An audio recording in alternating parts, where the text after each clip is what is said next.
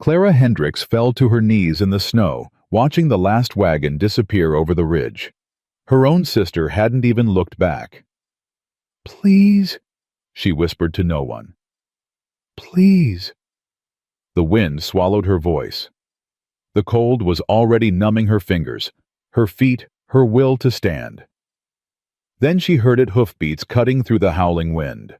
A man's voice, rough and commanding. "Get up! Now! You're coming with me!" If you want to know how Clara survived and what happened next, subscribe to our channel and watch until the end. Comment below with your city so I can see how far this story has traveled. The wagon had been gone for less than an hour, but Clara Hendricks already couldn't feel her feet. She stood in the same spot where her sister had pushed her off the wagon, her broken trunk scattered in the snow around her, her mother's quilt half buried in a drift. The Wyoming wind cut through her thin wool coat like it wasn't there at all. "Ruth!" she had screamed when the wagon started moving. "Ruth, wait!" Her sister hadn't even turned around. Clara's husband had been dead for 8 months. 8 months of depending on her sister's charity. 8 months of whispered conversations that stopped when she entered the room. 8 months of her brother-in-law's resentful glances across the supper table. And now this. She wrapped her arms around herself, shivering so hard her teeth clicked together. The temperature had dropped 20 degrees since morning, and the sky had turned the color of a fresh bruise. A blizzard was coming. Everyone on the wagon train had known it. That's why they'd left her. "Think, Clara," she said out loud, her voice cracking.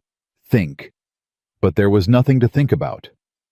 She was 32 years old, alone in the Wyoming Territory, with no horse, no food, and a storm bearing down on her that would kill her before nightfall. She had maybe 2 hours, maybe less. Clara knelt in the snow and began gathering what she could salvage from her scattered belongings. Her fingers were already clumsy, already losing sensation.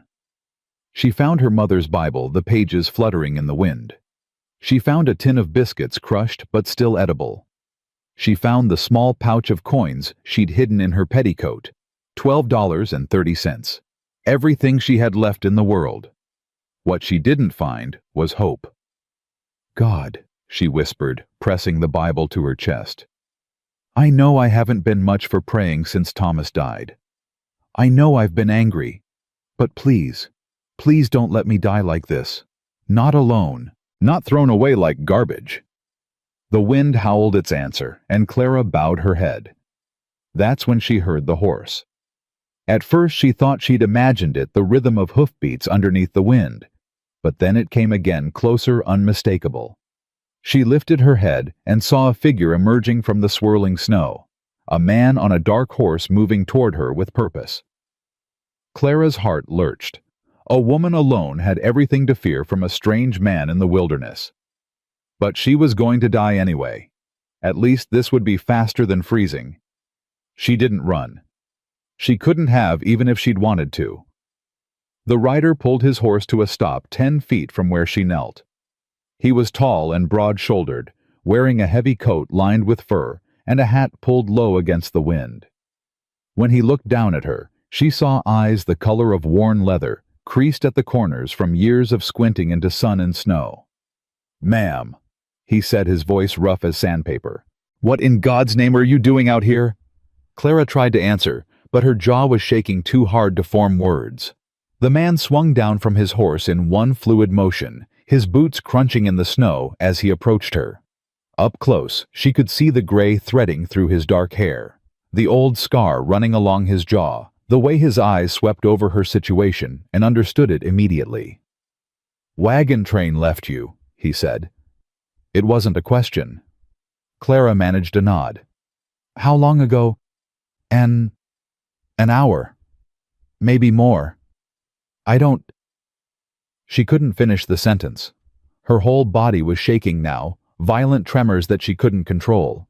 The man's jaw tightened. Something flickered in those leather-brown eyes, anger, she thought, though not at her. "Can you stand?" "I don't know." He didn't wait for her to find out. He stepped forward, grasped her arms, and lifted her to her feet as easily as if she weighed nothing at all. Clara gasped at the contact, at the strength in his hands, at the sudden warmth of another human being after an hour of killing cold. "My things," she said weakly, gesturing at the scattered contents of her trunk. "Leave them." "But my mother's quilt, her Bible." "Ma'am." His voice was firm, but not unkind. "That storm's going to hit in less than an hour. If we're not under shelter by then, your mother's quilt won't matter because you'll be dead. You understand?" Clara looked into his face and saw that he meant every word.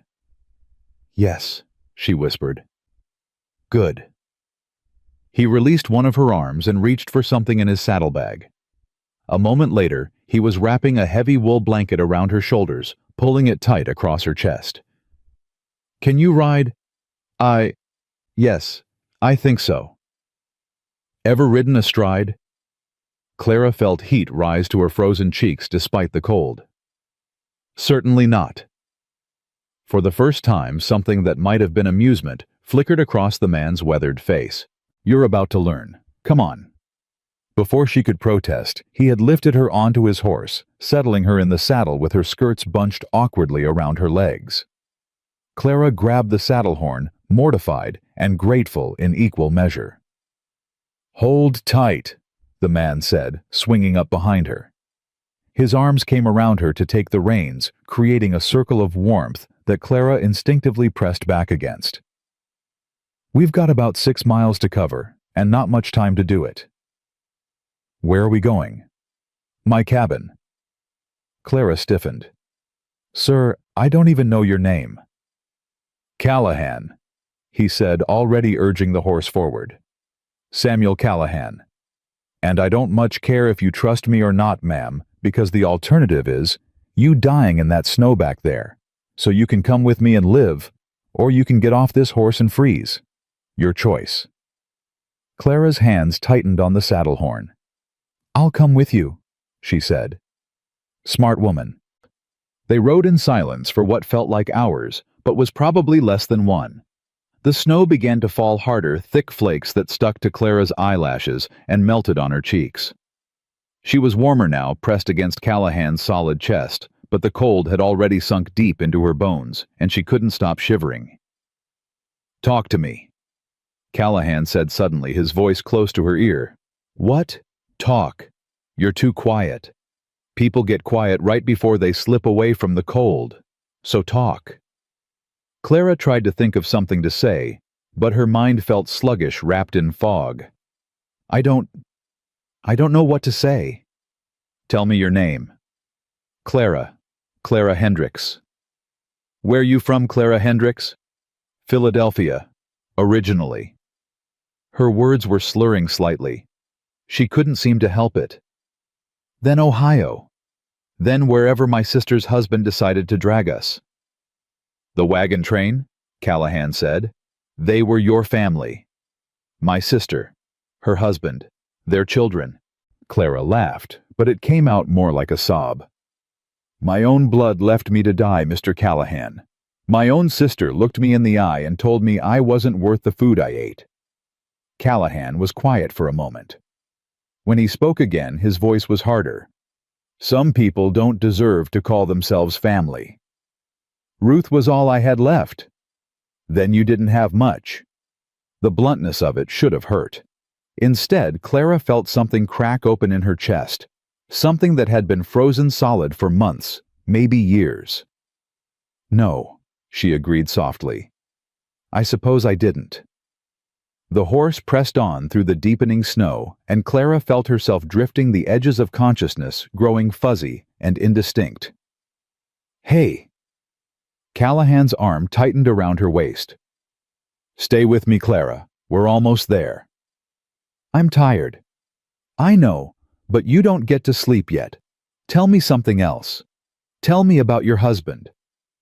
Clara's breath caught. "Thomas? That his name? Tell me about him." He was kind." The words came slowly, pulled from somewhere deep. "Not exciting, not romantic, but kind. He never raised his voice to me, never raised his hand. When I lost our babies, Her voice broke.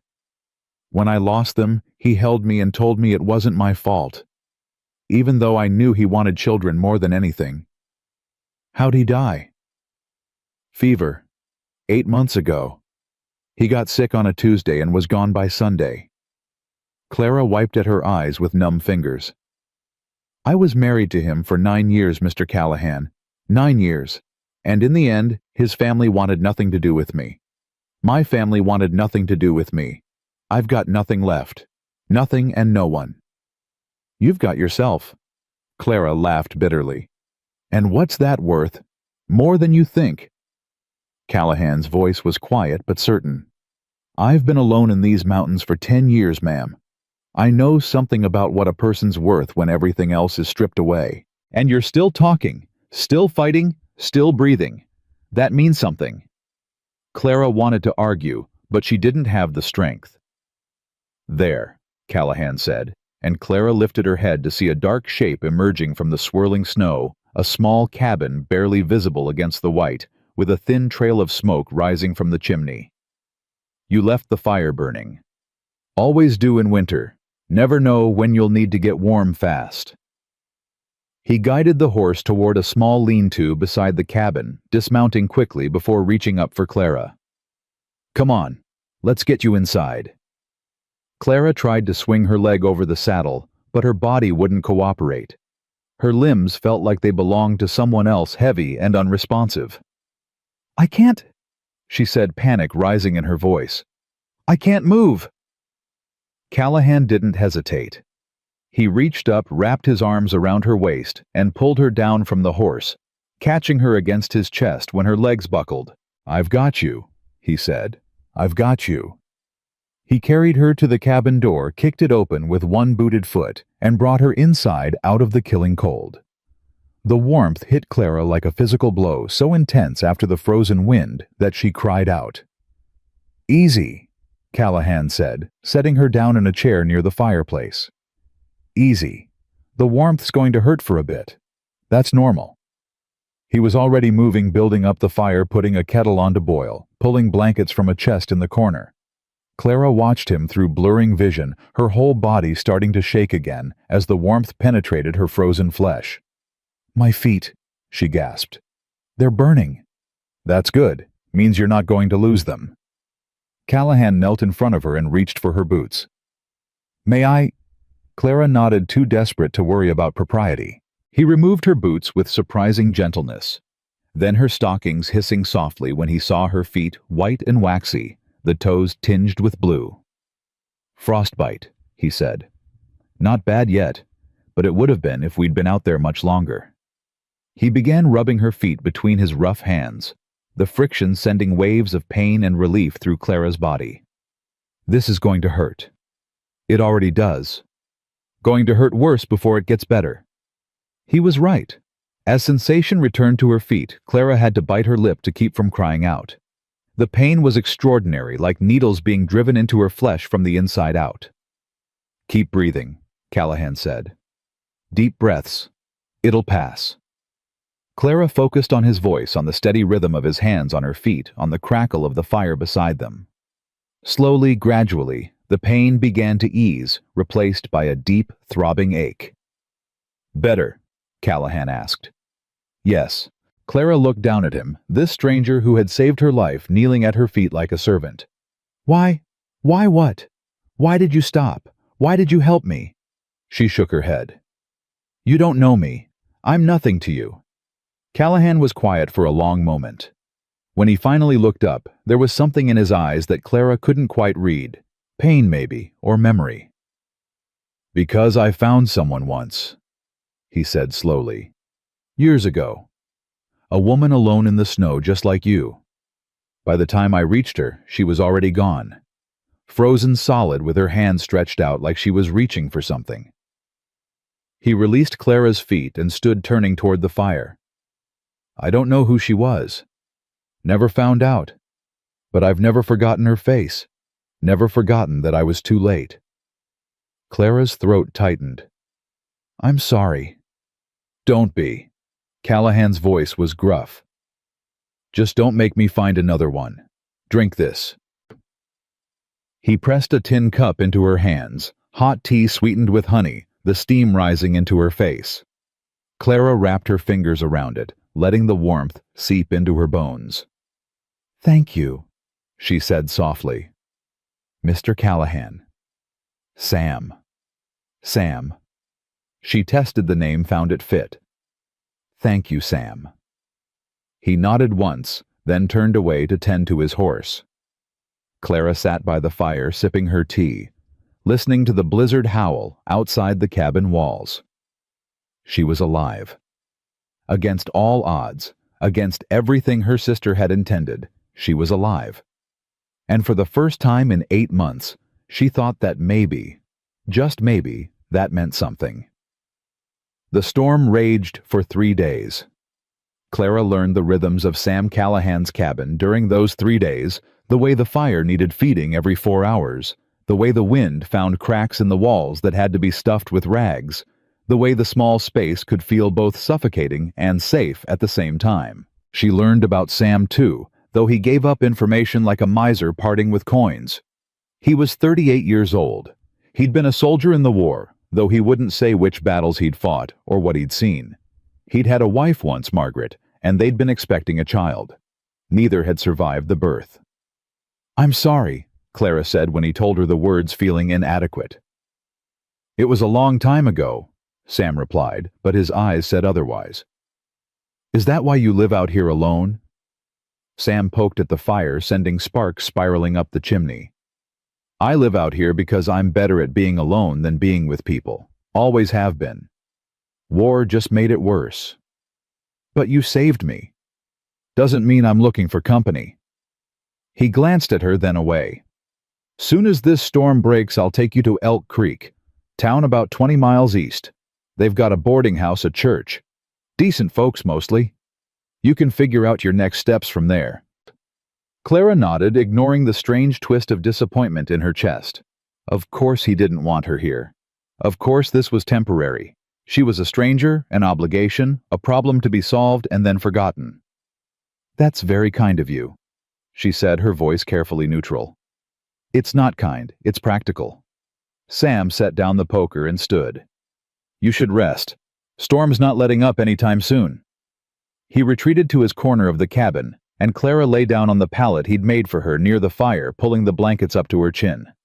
She stared at the ceiling, listening to the wind scream outside, and tried not to think about how alone she was going to feel when she reached Elk Creek. On the second night, Clara woke to the sound of Sam crying out. She sat up, heart pounding, reaching for a weapon that wasn't there. But there was no intruder, no danger, only Sam thrashing in his bedroll across the cabin, caught in the grip of some nightmare. "No," he was saying, his voice ragged. "No, Margaret, hold on. Just hold on." Clara hesitated. He had been so careful to keep his distance, to maintain the boundaries between them. Would he want her to see him like this? Would he want her help? Another cry tore from his throat, raw with grief, and Clara made her decision. She crossed the cabin and knelt beside him, placing a hand on his shoulder. "Sam. Sam, wake up."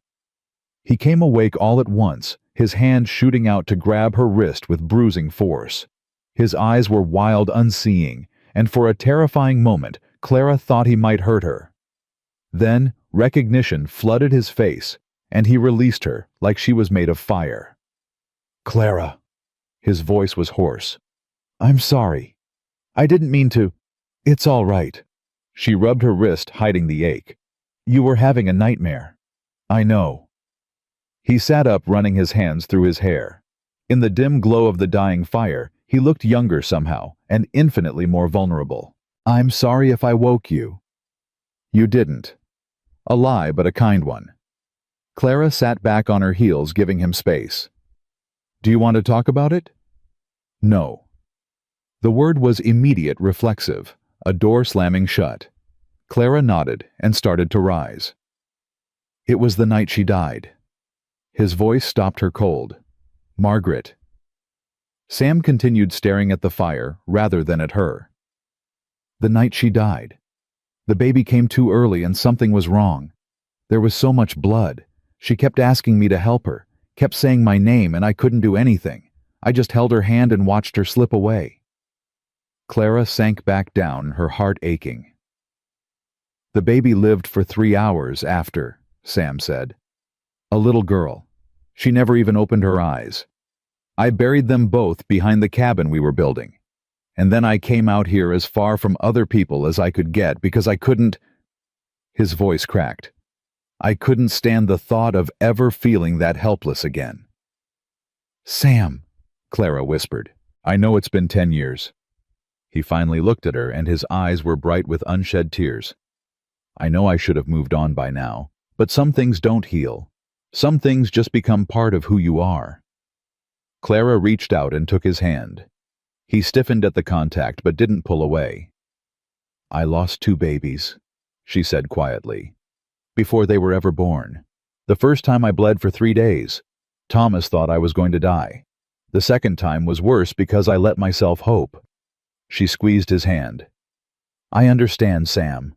I understand what it's like to carry that weight." They sat in silence for a long moment. Hands clasped the fire crackling beside them. "You should go back to sleep," Sam finally said. But he didn't let go of her hand. "So should you." "I don't sleep much. Not anymore." Clara made a decision then, one that would have scandalized her mother and horrified her sister. "Then don't sleep," she said. "Talk to me instead." So they talked.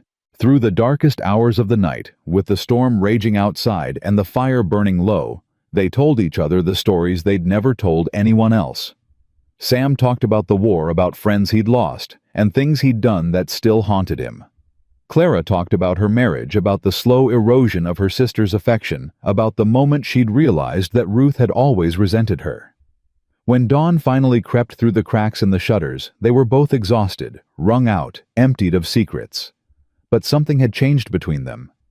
Clara saw it in the way Sam looked at her now, not as an obligation, but as something else. Something he didn't have a name for yet. And she felt it in herself too, a warmth that had nothing to do with the fire, a connection that went deeper than gratitude. "Storm's letting up," Sam said, breaking the spell.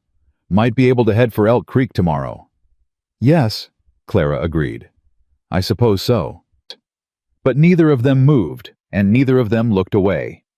On the morning of the 4th day, the storm finally broke. Clara woke to silence, the absence of wind, the absence of the constant howl that had become background noise. She sat up, blinking in the thin light that filtered through the cabin's single window. Sam was already awake, standing by the door, looking out at the transformed world. "Snow's deep," he said without turning around. "But the sky's clear. We can make Elk Creek by nightfall if we leave soon." Clara's stomach tightened. "I see."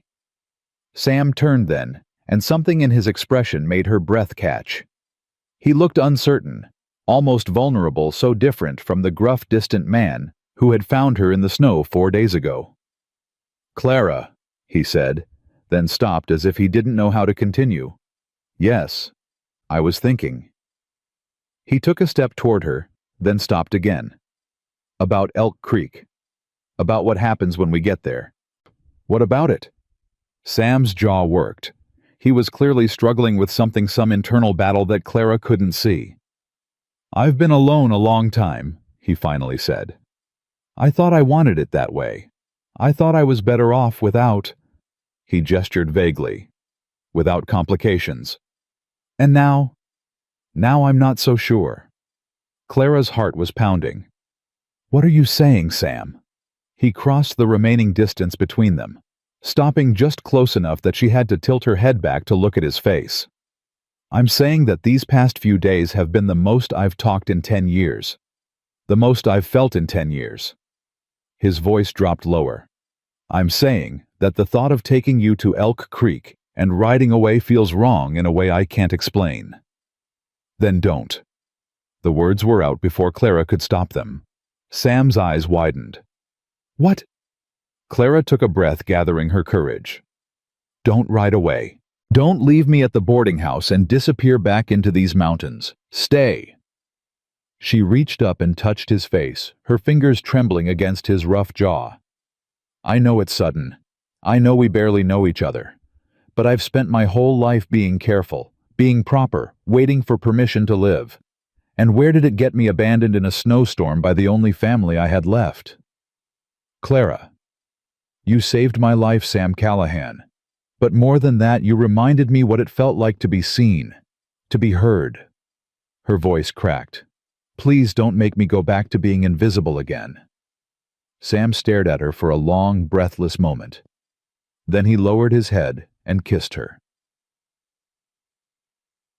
The kiss was brief, almost tentative, as if Sam was afraid she might shatter beneath his touch.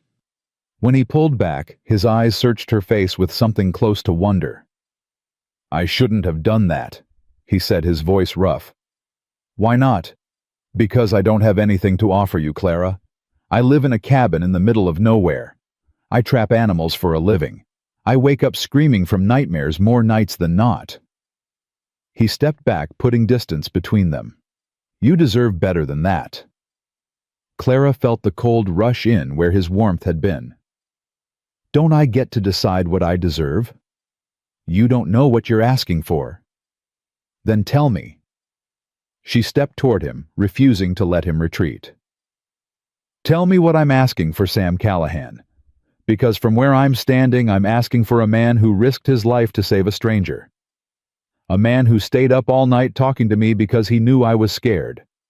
A man who can't give you a future, Sam's voice cracked. I buried that ability 10 years ago, Clara, along with my wife and daughter. Clara's heart ached at the raw pain in his words, but she didn't back down. I'm not asking for forever, she said quietly. I'm asking for a chance, for both of us. Sam stood frozen, his jaw tight, his hands clenched at his sides. The battle playing out behind his eyes was almost painful to watch. We should go, he finally said. The snow's not getting any shallower. It wasn't a yes, but it wasn't a no either. Clara nodded and began gathering her few belongings, her heart heavy with uncertainty. She had laid herself bare, and Sam had neither accepted nor rejected her. She didn't know which would have been easier to bear. They rode in silence for the first hour, Clara seated in front of Sam on his horse, his arms around her to hold the reins. The intimacy of the position felt different now, charged with everything that had been said and unsaid between them. The snow was deep, sometimes reaching the horse's chest, and their progress was slow. Sam guided the animal with practiced ease, finding paths through drifts and around obstacles that Clara never would have seen. There's something I need to tell you, Sam said, suddenly breaking the long silence. Clara's stomach tightened. What is it? About Elk Creek. About why I said I'd take you there. I assumed it was the nearest town. It is. Sam paused, and Clara felt his chest rise and fall against her back. But there's another reason. The sheriff there, a man named Tom Brody. He was in my unit during the war. We fought together at Antietam at Gettysburg. He's one of the few people in this world I'd trust with my life. You're taking me to him. I'm taking you to someone who can help you if I can't. Sam's voice was heavy. I don't know what's waiting for us in that town, Clara.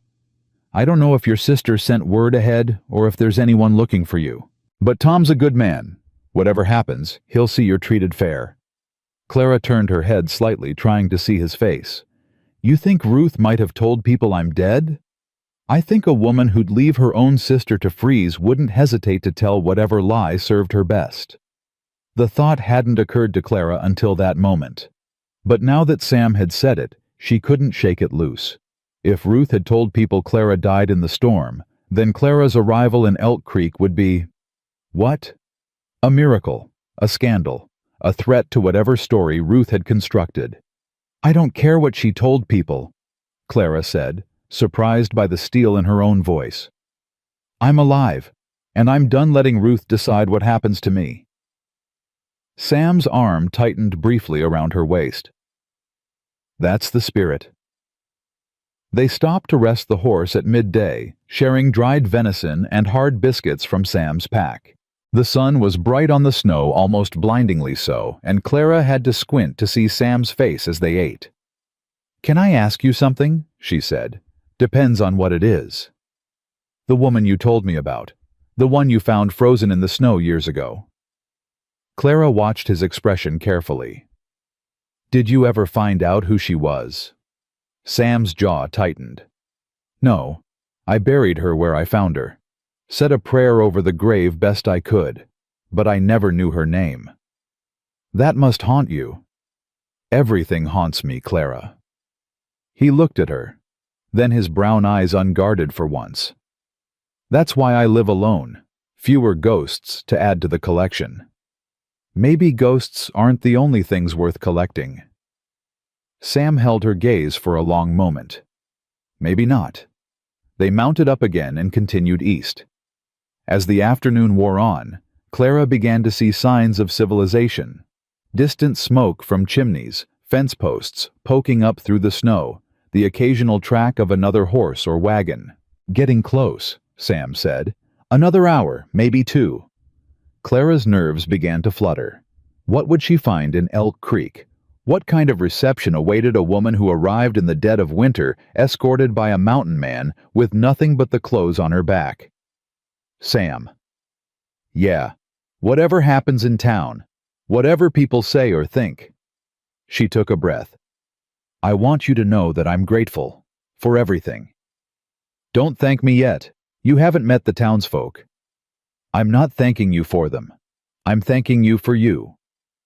Sam was quiet for so long that Clara thought he wasn't going to respond. Then so softly she almost missed it, he said, "You're welcome." Elk Creek was larger than Clara had expected. The main street was lined with wooden buildings, their facades dusted with snow, but showing signs of recent activity. Smoke rose from a dozen chimneys, and people moved along the wooden sidewalks, bundled against the cold, but going about their business with purpose. As Sam guided his horse down the main street, heads began to turn. Clara felt the weight of curious stares, heard the murmur of voices as they passed. "That's Sam Callahan," someone said loud enough for her to hear. "Ain't seen him in town for months." "Who's the woman with him?" "Dunno. Never seen her before." Sam seemed oblivious to the attention, or at least indifferent to it. He guided the horse toward a building with a sign that read "Sheriff's Office," and dismounted, then helped Clara down. "Stay close," he said quietly. "Let me do the talking at first." Clara nodded, suddenly aware of how she must look. Her dress wrinkled and stained, her hair escaping from its braid, her face wind-burned and chapped. Not exactly the picture of respectability. Sam pushed open the door to the sheriff's office and stepped inside Clara close behind him. The interior was warm, heated by a pot-bellied stove in the corner, and cluttered with wanted posters and stacks of paper. Behind the desk sat a man about Sam's age with graying hair and a thick mustache. He looked up at their entrance, and his eyes widened in recognition. "Well, I'll be damned," he said, rising from his chair. "Sam Callahan. I thought you'd gone and got yourself killed up in those mountains." "Not yet, Tom." Sam extended his hand, and the two men shook warmly, though not for lack of trying on the weather's part. "Who's your friend?" Sam stepped aside, revealing Clara. "This is Clara Hendricks. I found her 4 days ago abandoned in the snow by a wagon train. She needs help." Sheriff Brody's eyes narrowed as he studied Clara. "Abandoned by who?" "Her sister. Pushed her off the wagon and left her to die." The sheriff let out a low whistle. "That's cold. Colder than the weather." He gestured to a chair near the stove. "Sit down, ma'am. Warm yourself up. Tell me what happened." Clara sat grateful for the warmth and the chance to rest. She told her story from the beginning, from Thomas's death, to her sister's growing hostility, to the moment Ruth had looked her in the eye and said she wasn't worth the food she ate. Sheriff Brody listened without interrupting his expression, growing darker as the tale went on. "And you don't know where the wagon train was headed?" he asked when she finished. "California. That's all I know." "Likely out of my jurisdiction by now, then." The sheriff sighed. "Even if I could find them, abandonment's a hard charge to prove. Your sister would just say you wandered off, got lost." I don't want to press charges, Clara said, surprising herself. I just want to start over. Is that possible here? Sheriff Brody exchanged a glance with Sam. Depends. You got any skills? Any money?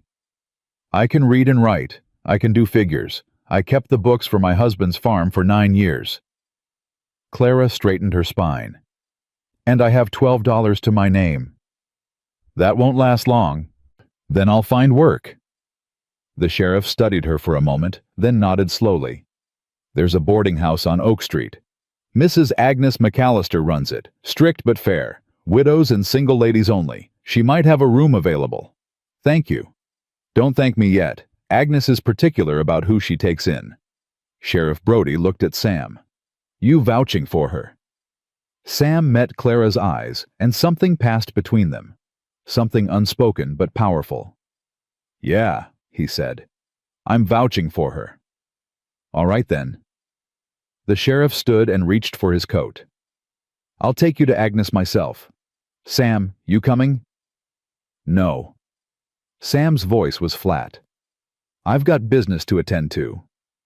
Clara felt a sharp pang of disappointment.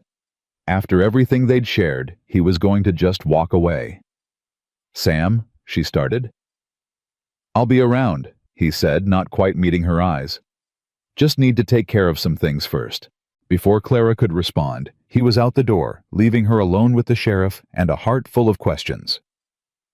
Mrs. Agnes McAllister was exactly as Clara had imagined, a thin, sharp-featured woman in her late 50s with steel-gray hair pulled back in a severe bun and eyes that missed nothing. So, she said, after Sheriff Brody made introductions and left. You're the woman Sam Callahan pulled out of the snow. Yes, ma'am. And your own sister left you to die. Yes, ma'am. Mrs. McAllister's lips pressed into a thin line. Sit down, child. I'll make tea. Clara sat at the kitchen table while the older woman bustled about filling a kettle and setting out cups with practiced efficiency. The kitchen was spotless, every surface scrubbed clean, every item in its proper place. I was married for 32 years, Mrs. McAllister said without preamble. My husband was a good man for the first 15. Then he discovered whiskey, and he wasn't so good anymore. Clara wasn't sure how to respond to this revelation. I'm sorry. Don't be. He's dead now, and I'm not.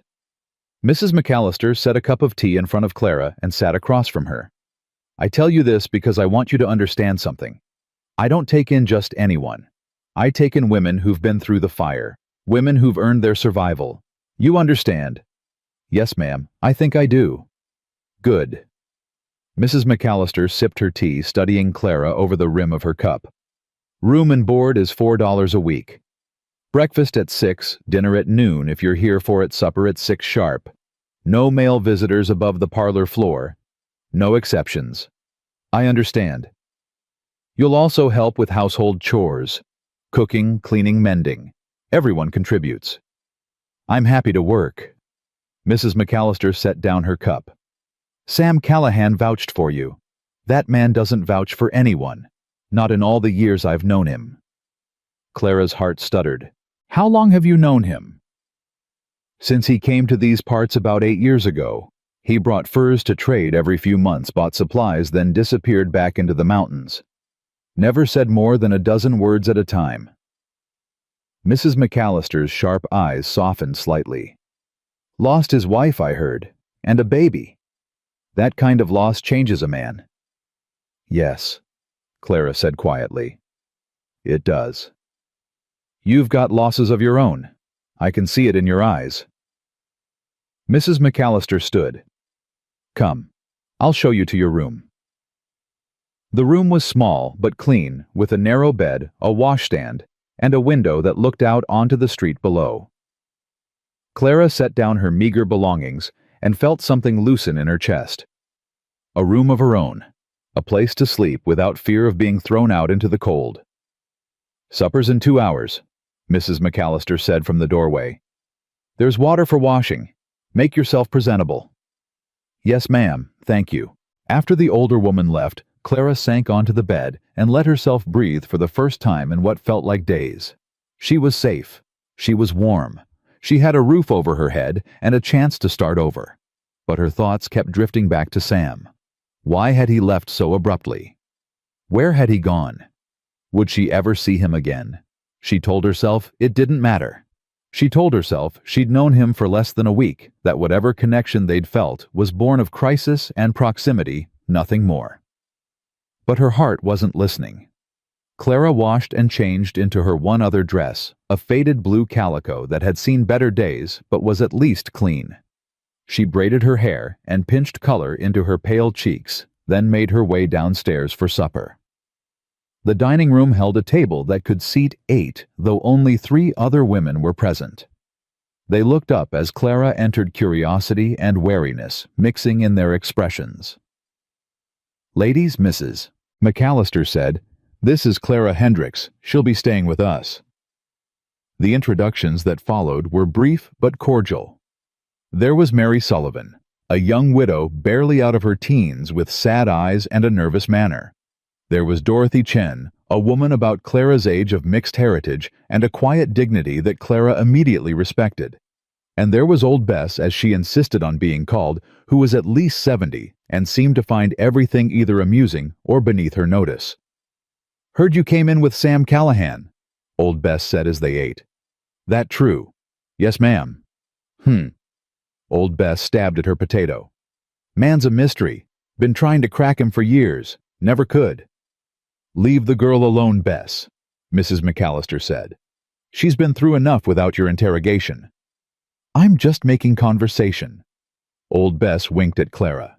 "Don't mind me, child. I'm too old to care what anyone thinks." Clara found herself smiling despite everything. I appreciate the honesty. After supper, Clara helped with the dishes alongside Dorothy, who proved to be a woman of few words but warm gestures. A gentle touch on the arm, a small smile, a careful passing of plates. "It gets easier," Dorothy said quietly as they worked. "What does starting over? Being somewhere no one knows your story." Dorothy handed Clara a dish to dry. "I came here 3 years ago from San Francisco. People said I didn't belong here, said I wasn't welcome. Mrs. McAllister took me in anyway. I'm glad she did." Dorothy's smile was small but genuine. "So am I." That night, Clara lay in her narrow bed staring at the ceiling and thinking about everything that had brought her to this moment. The husband she'd loved and lost. The sister who'd betrayed her. The stranger who'd saved her life and then disappeared without explanation. She thought about Sam's kiss, brief and hesitant, but full of longing. She thought about his words, "I don't have anything to offer you." But he did. He had offered her his honesty, his vulnerability, his protection. He had offered her glimpses of a man who had built walls around his heart, but was slowly, painfully allowing her to see behind them. And then he'd walked away. Clara turned on her side, pulling the blanket tight around her shoulders. Tomorrow, she would start her new life. Tomorrow, she would look for work, establish herself, prove to Elk Creek that she was worth something. But tonight, she would allow herself to feel the loss of a man she'd only just begun to know. 3 days passed with no sign of Sam. Clara threw herself into the routines of the boarding house, helping Mrs. McAllister with cooking and cleaning, learning the rhythms of life in Elk Creek. She discovered that the general store was run by a gruff but fair-minded man named Henry Porter, that the church held services every Sunday with a traveling minister who came through once a month, and that the town was desperate for a schoolteacher.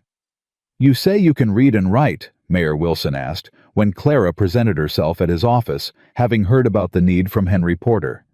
"And do figures?" "Yes, sir. I kept books for my husband's farm for 9 years, and my father was a professor in Philadelphia. He taught me Latin, mathematics, literature." Mayor Wilson's eyebrows rose. "A professor's daughter out here in Wyoming. How'd that happen?" "Life has a way of taking us places we never expected, sir." The mayor studied her for a long moment, then nodded. "I like you, Mrs. Hendricks. You've got spine. We need that out here." He shuffled some papers on his desk. The schoolhouse won't be finished until spring. But there are 12 children in town who need learning. If you're willing to hold classes in the church basement, I can offer you $20 a month." Clara's heart leaped. "I'll take it." "Good. You can start Monday." Clara left the mayor's office feeling lighter than she had in months. A job. A purpose. A reason to get up in the morning beyond mere survival. She was walking back to the boarding house mentally planning her first lessons when she saw him. Sam was standing outside the general store deep in conversation with Sheriff Brody. He looked different, cleaner than she'd seen him, his hair trimmed and his beard neatened. He wore new clothes, a proper coat, and boots that weren't held together with hope and habit. Clara's feet stopped moving of their own accord. As if sensing her gaze, Sam looked up. Their eyes met across the crowded street, and for a moment neither of them moved. Then Sam said something to the sheriff and started walking toward her. Clara's heart hammered against her ribs. 3 days of silence, and now he was coming to her. What would he say?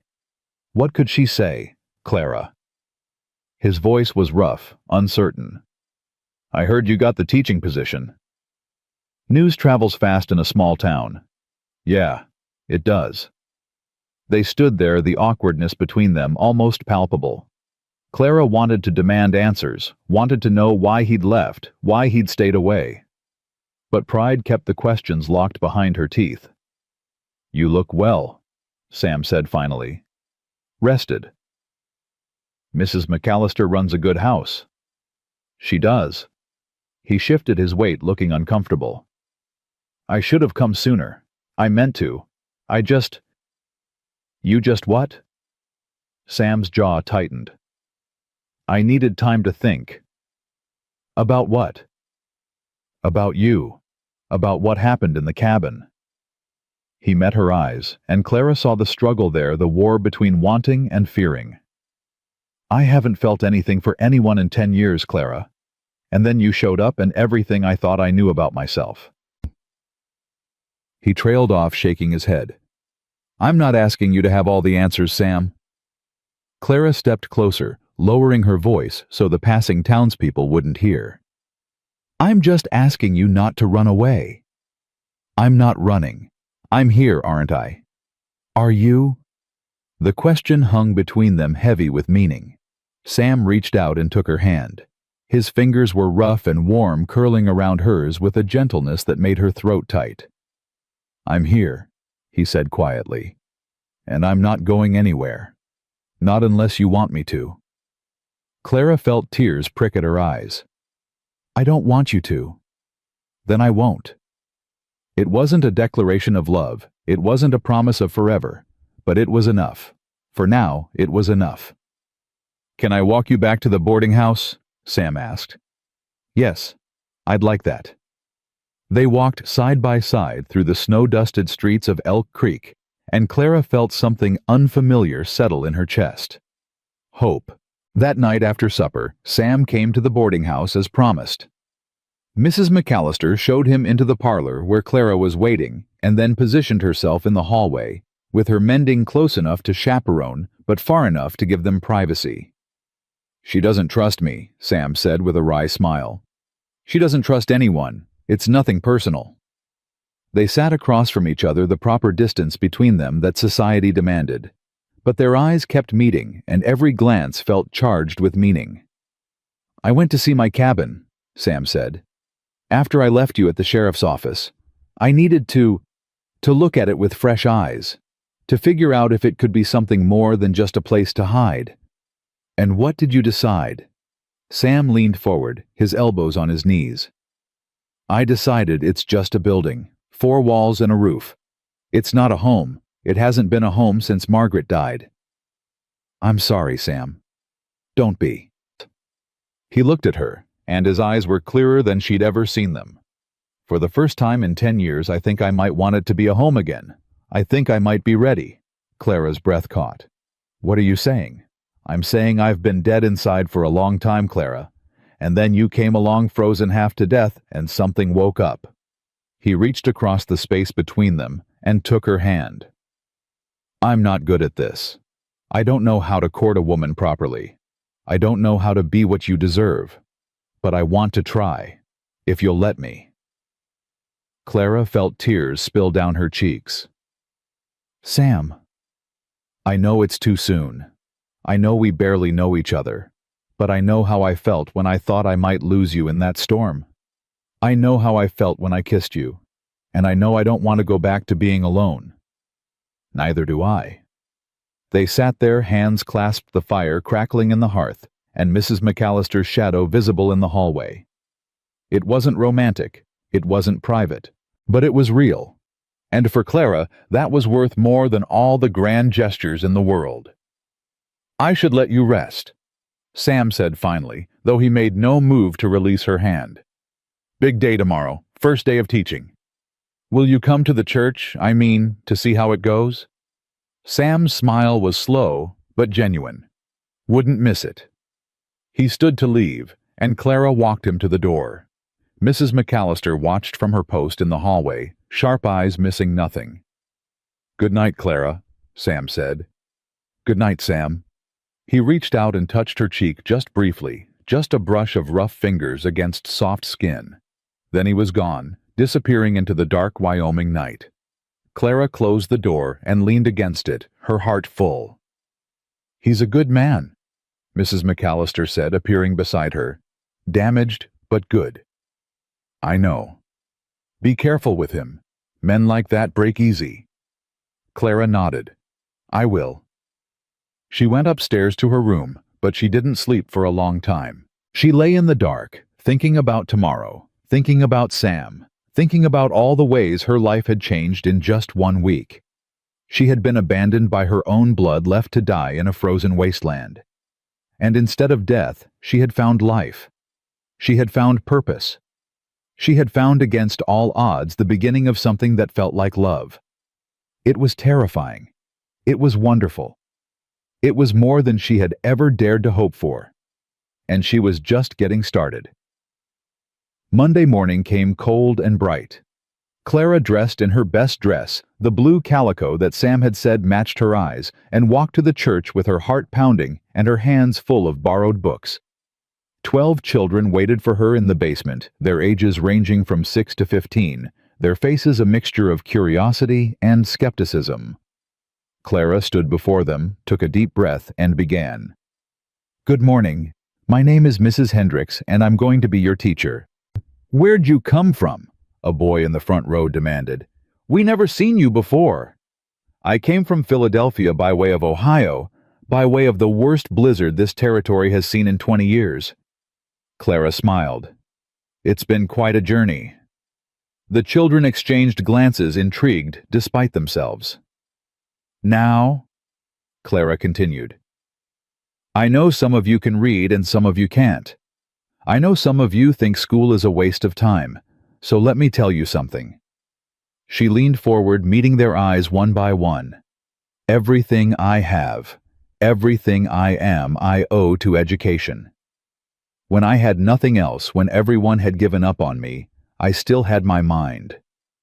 No one can take that away from you. No one can abandon you if you know how to think." The room was silent. "So," Clara straightened up. "Who wants to learn?" By the end of the day, Clara was exhausted, but exhilarated. Teaching was harder than she'd expected, but also more rewarding. Watching understanding dawn on a child's face, seeing them grasp a concept, for the first time it was like watching a small miracle. She was gathering her books when a shadow fell across the doorway. Sam stood there, snow dusting his shoulders, watching her with an expression she couldn't quite read. "How long have you been standing there?" she asked. "Long enough." He stepped into the room, picking up a slate that had fallen to the floor. "You're good at this." "I don't know about that." "I do. I watched. Those kids were hanging on your every word by the end." Sam set the slate on a desk and turned to face her. "You found your calling, Clara." "Maybe," she smiled. "Or maybe my calling found me." Sam crossed the room and stood before her close enough that she could see the flecks of gold in his brown eyes. "I've been thinking," he said. "About what?" "About the future." About what kind of life I want to build. He reached into his pocket and withdrew something small, something that glinted in the dim light. About whether I'm brave enough to ask for what I want. Clara's heart stopped. Sam, I know it's too soon. He said the words tumbling out in a rush. I know we've only known each other for a week. I know I'm damaged and difficult, and probably not what you dreamed of when you imagined your future. Sam. But I also know that I've felt more alive in the past week than I have in 10 years. I know that when I think about tomorrow for the first time, I actually want to see it. And I know that's because of you. He opened his hand, and Clara saw a ring simple gold band with a small stone that caught the light. It was Margaret's, he said quietly. The only thing I kept. I've been carrying it around for 10 years and I never knew why. Now I think maybe I was waiting. For something. For someone. He looked at her, his eyes vulnerable in a way she'd never seen. For you. Te. Clara couldn't breathe, couldn't speak, couldn't do anything but stare at the ring in his outstretched hand. I'm not asking you to marry me tomorrow, Sam continued. I'm not asking for anything except a chance. A chance to court you properly. A chance to prove I can be the man you deserve. A chance to... Clara silenced him with a kiss. It wasn't like the first time, hesitant and uncertain. This kiss was a declaration, a promise, a yes, to every question he hadn't quite asked. When they finally broke apart, both breathless, Sam rested his forehead against hers. Is that a yes? He asked. That's a yes, Clara whispered. To all of it. Sam slipped the ring onto her finger, and it fit perfectly, as if it had been waiting for her all along. They stood there in the empty church basement, two broken people who had somehow found each other in the middle of a frozen wilderness. Outside, the snow began to fall again, soft and silent.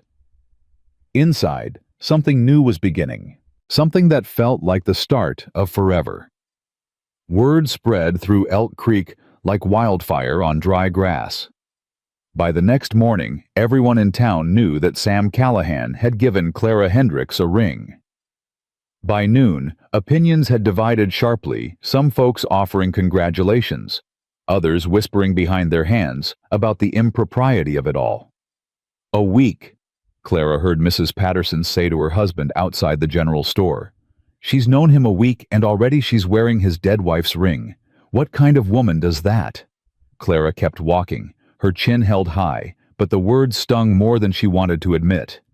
Mrs. McAllister was waiting for her when she returned to the boarding house, arms crossed, an expression unreadable. Sit down, the older woman said. Clara sat. I've heard the talk, Mrs. McAllister began. Half the town thinks you're a fortune hunter who seduced a grieving man. The other half thinks Sam's lost his mind. And what do you think, Mrs. McAllister studied her for a long moment.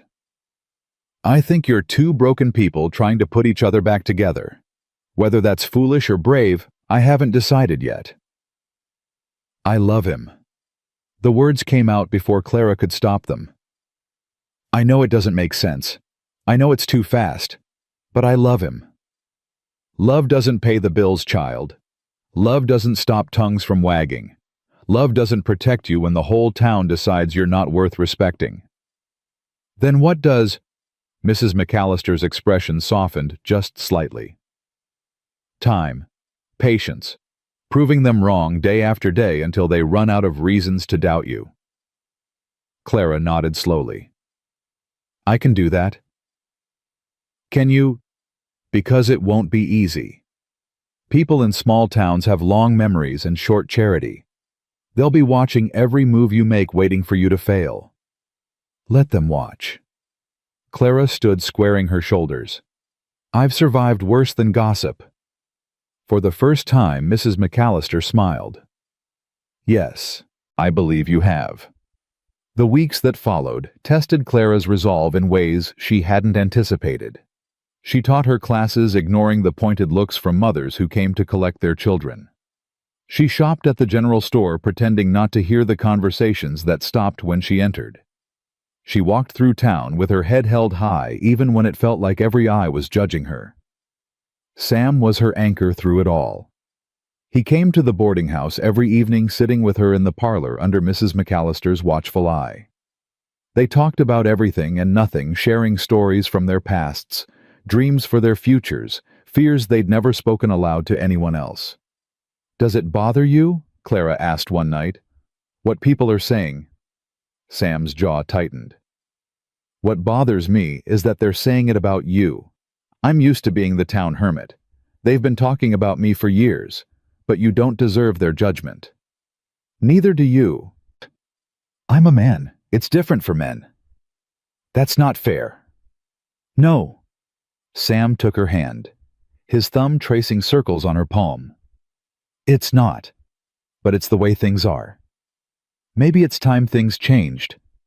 Sam looked at her, something warm flickering in his eyes. "Maybe you're the one to change them." 3 weeks after Sam gave her the ring, Clara was teaching her afternoon class when the church door banged open. A woman stood in the doorway, travel-worn and furious, her eyes scanning the room until they landed on Clara. "There you are," the woman said. "I knew you weren't dead." Clara's blood turned to ice. Ruth. The children fell silent, sensing the tension that had suddenly filled the room. Clara set down her chalk with hands that trembled only slightly. "Class dismissed," she said, her voice remarkably steady. "We'll continue tomorrow." The children filed out, casting curious glances at the stranger as they passed. Ruth didn't move from the doorway until the last child had gone.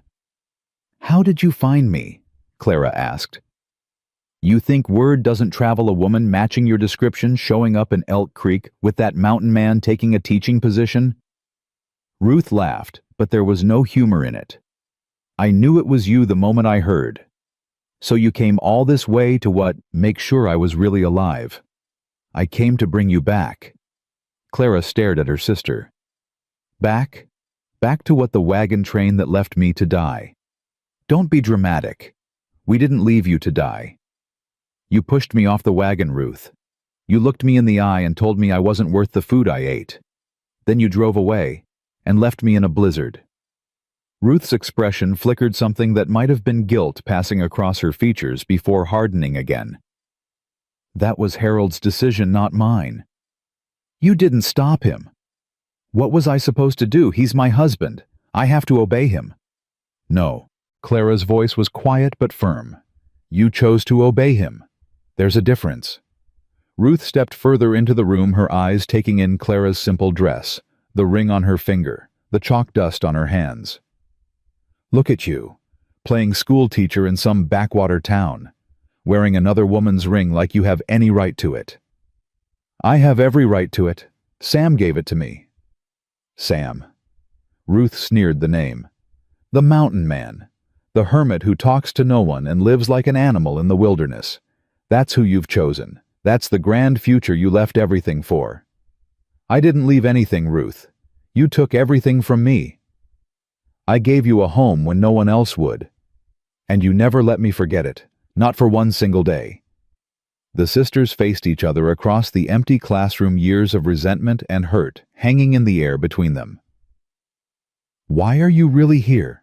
Clara asked finally. "It's not to bring me back. You don't want me back. You never did."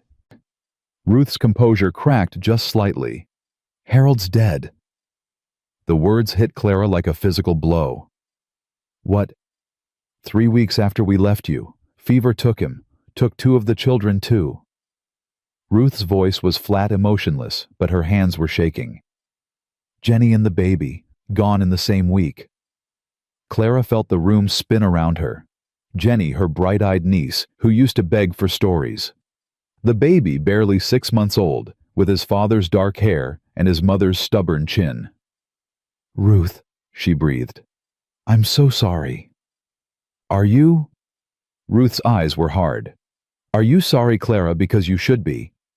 If you'd been there, if you'd helped with the nursing like you were supposed to, maybe they would have lived." "That's not fair." "Nothing's fair. Ruth's voice rose to a shriek. Nothing about any of this is fair. I did everything right. I obeyed my husband. I followed the rules. And what did it get me? A dead husband, dead children, and a sister who's living happily ever after while my world falls apart. Clara stood frozen, torn between compassion and anger, between the sister she remembered and the woman who had left her to die.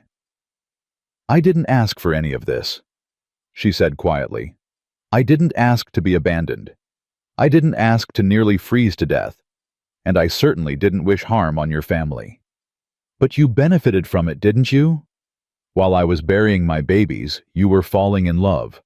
While I was watching my husband die, you were finding your happiness. Ruth's laugh was bitter. God has a sick sense of humor. God didn't do this, Ruth. You did. You made choices, and those choices had consequences, for both of us. So this is my punishment. Losing everything, while you gain everything. This isn't about punishment. It's about life. Life isn't fair. It doesn't keep score. It just happens, and we have to survive it however we can. Ruth stared at her, something shifting in her expression. When did you become so hard? When my own sister left me to die. They stood in silence for a long moment, the weight of everything between them pressing down like a physical force.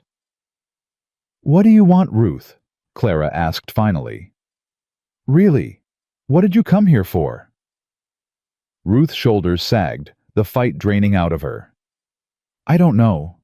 I thought if I found you, if I made things right. Made things right how? By dragging me back to California. By pretending none of this happened. By apologizing. The word came out as barely a whisper. I came to apologize, Clara. For everything. Clara felt something crack inside her chest. It's too late for that. I know. Ruth's eyes filled with tears. I know it is, but I had to try. I had to tell you that I'm sorry. That I've been sorry every day since we left you. That I wake up every night seeing your face as the wagon pulled away. Then why didn't you come back? Why didn't you stop? Harold make him turn around. Because I was afraid. The admission seemed to cost Ruth everything she had left. I was afraid of him, afraid of being alone, afraid of what would happen if I stood up to him. She wiped at her eyes. I've been afraid my whole life, Clara. Afraid of everything, and look where it's gotten me. Clara looked at her sister, really looked at her for the first time since she'd burst through the door. Ruth looked older than her years, worn down by grief and guilt, and the hard miles between California and Wyoming. She looked like a woman who had lost everything and didn't know how to keep living. She looked like Clara had felt standing alone in the snow, watching the wagon train disappear. Where will you go? Clara asked. Ruth shrugged helplessly. I don't know. Back to California, I suppose. Try to find work. Try to survive. Alone. Thomas is all I have left. He's with the wagon waiting outside town. Thomas, Ruth's oldest son, who had been 10 when Clara last saw him. I couldn't bring him into this. Couldn't let him see what I'd done to you. Clara thought about the boy, the uncertainty he must be feeling, the loss he'd already endured. She thought about Ruth, flawed and frightened, and utterly alone. And she thought about Sam, who had told her just last night that the hardest thing in the world was learning to forgive. Stay, she heard herself say. Ruth's head snapped up. What? Stay. In Elk Creek, at least for a while. Clara took a breath, hardly believing the words coming out of her mouth. Mrs. McAllister might have room at the boarding house, and Thomas could join my class. Get some proper schooling. After everything I did, you'd let me stay. I'm not letting you do anything. I'm offering you a choice. Clara met her sister's eyes. You said you were afraid your whole life. Maybe it's time to stop being afraid. Maybe it's time to start making different choices. Ruth stared at her tears streaming down her face. Why? Why would you do this for me? Because you're my sister. Clara's voice broke on the word. Because no matter what you did, You're still my blood. And because I know what it feels like to be alone and desperate and scared. I wouldn't wish that on anyone. Not even you." Ruth crossed the room and pulled Clara into a fierce embrace, sobbing against her shoulder. Clara held her, feeling the grief and anger and love all tangled together in her chest, impossible to separate. "I'm sorry," Ruth kept saying. "I'm so sorry." "I know," Clara whispered back. "I know you are." Sam found her an hour later, sitting alone in the empty church, her eyes red from crying. "Sheriff told me your sister showed up," he said, settling onto the pew beside her. "You all right?" "No." Clara leaned against his shoulder, drawing comfort from his solid presence. "Yes, I don't know. What happened?" Clara told him everything. Harold's death, the children, Ruth's apology, the offer she'd made. Sam listened without interrupting, his arm coming around her shoulders as she talked. "You invited her to stay," he said when she finished. "It wasn't a question." "Yes." "After what she did?" "Yes."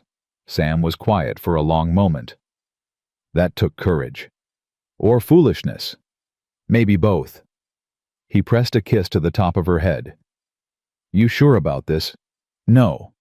But I couldn't just send her away. Not after everything." Clara looked up at him. "Does that make me weak?" "It makes you human." Sam's eyes were soft. "It makes you the woman I fell in love with." "You love me." The words were out before Clara could stop them. Sam had never said it before, not directly. He'd talked about wanting her, about needing her, about not being able to imagine his future without her. But he'd never said love. Sam's expression was unguarded in a way she'd never seen. "I've loved you since you told me you'd lost 2 babies and you understood. I've loved you since you held my hand in the dark and listened to me talk about Margaret. I've loved you since you looked me in the eye and told me not to run away." Clara felt tears spilling down her cheeks again, but these were different. These were tears of joy. "I love you too," she whispered. "So much it scares me." "Don't be scared." Sam cupped her face in his rough hands. "I'm not going anywhere. Not ever." He kissed her, then gentle and fierce at the same time, and Clara felt something settle into place inside her chest. A certainty that had been building for weeks finally coming into focus. This was where she belonged. Here, in this small town, with this man. This was home. When they finally broke apart, Sam rested his forehead against hers. "Marry me," he said. Clara blinked. "What?" "I know we said we'd take it slow. I know we agreed to court properly and give the town time to get used to us. But life's too short, Clara. We both know that better than most." He took her hands in his. "I don't want to waste another day pretending we're not sure about this. I'm sure. I've never been more sure of anything." "Sam? I can't give you a fancy house or a life of ease. I can't promise that things will always be perfect. But I can promise that I'll love you every day for the rest of my life. I can promise that I'll never leave you, never abandon you, never make you feel like you're not worth everything in the world." Clara was crying again, but she was also laughing, joy and disbelief mixing together in her chest. "Yes," she said. "Yes, I'll marry you." Sam's smile was like sunrise breaking over the mountains. He pulled her close and held her tight, his heart beating strong and steady against her own. "Thank you," he whispered into her hair. "Thank you for giving me a reason to live again." Clara pulled back to look at his face, this man who had saved her life and then given it meaning. "Thank you for finding me," she said. "Thank you for not riding past." "I could never have ridden past you," Sam said. "Even if I'd wanted to. Something about you wouldn't let me." "What do you mean?" Sam shook his head, struggling to find the words. "When I saw you there in the snow, something inside me just knew. Knew that you were important. Knew that if I left you behind, I'd regret it for the rest of my life." He laughed softly. "Sounds crazy when I say it out loud." It doesn't sound crazy at all. Clara touched his face, tracing the line of his jaw. It sounds like fate. I don't believe in fate. Maybe fate believes in you. They sat together in the quiet church as the light began to fade, making plans that neither of them would have dared to dream just weeks before. A wedding, a home, a life built on the foundations of their shared wounds and stubborn hope. It wasn't going to be easy. Clara knew that. There would be challenges ahead, obstacles to overcome, people who would never accept their unconventional love story. But for the first time in longer than she could remember, Clara wasn't afraid of the future. She was running toward it. The next few days were a whirlwind of activity. Ruth and Thomas moved into Mrs. McAllister's boarding house, though the older woman made it clear that her hospitality was conditional on good behavior.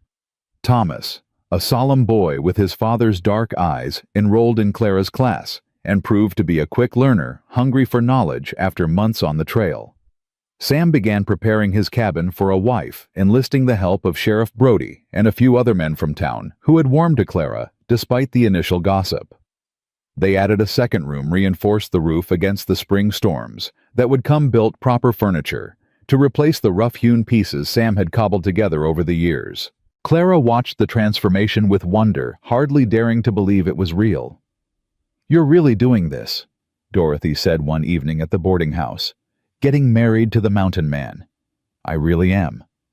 People are still talking, you know, saying it's too fast, saying you're making a mistake." Clara smiled. "Let them talk. I've never been more certain of anything in my life." Dorothy studied her for a moment, then nodded slowly. "Good for you. Most people never find what you've found. Don't let anyone take it from you." "I won't." The wedding was set for 3 weeks at a small ceremony at the church with just a handful of witnesses. Clara didn't want anything elaborate, and Sam would have been happy to marry her in the middle of the forest with only the trees as witnesses. But 2 days before the wedding, everything changed. Clara was walking back from the general store when she saw a group of men on horseback riding into town. They were rough-looking, armed, their faces hard with purpose. Something about them made Clara's blood run cold. She quickened her pace toward the boarding house, but she wasn't fast enough. One of the men spotted her and called out, "Hey, you the school teacher?" Clara kept walking. "I'm talking to you, woman." The man spurred his horse forward, cutting off her path. Up close, he was even more intimidating, with a jagged scar running down one cheek and eyes that held no warmth at all. "Looking for Sam Callahan," he said. "Heard he's got himself a woman now. That you—" Clara's heart was pounding, but she kept her voice steady. "I don't know what you're talking about. Don't lie to me." The man leaned down from his horse, his face inches from hers.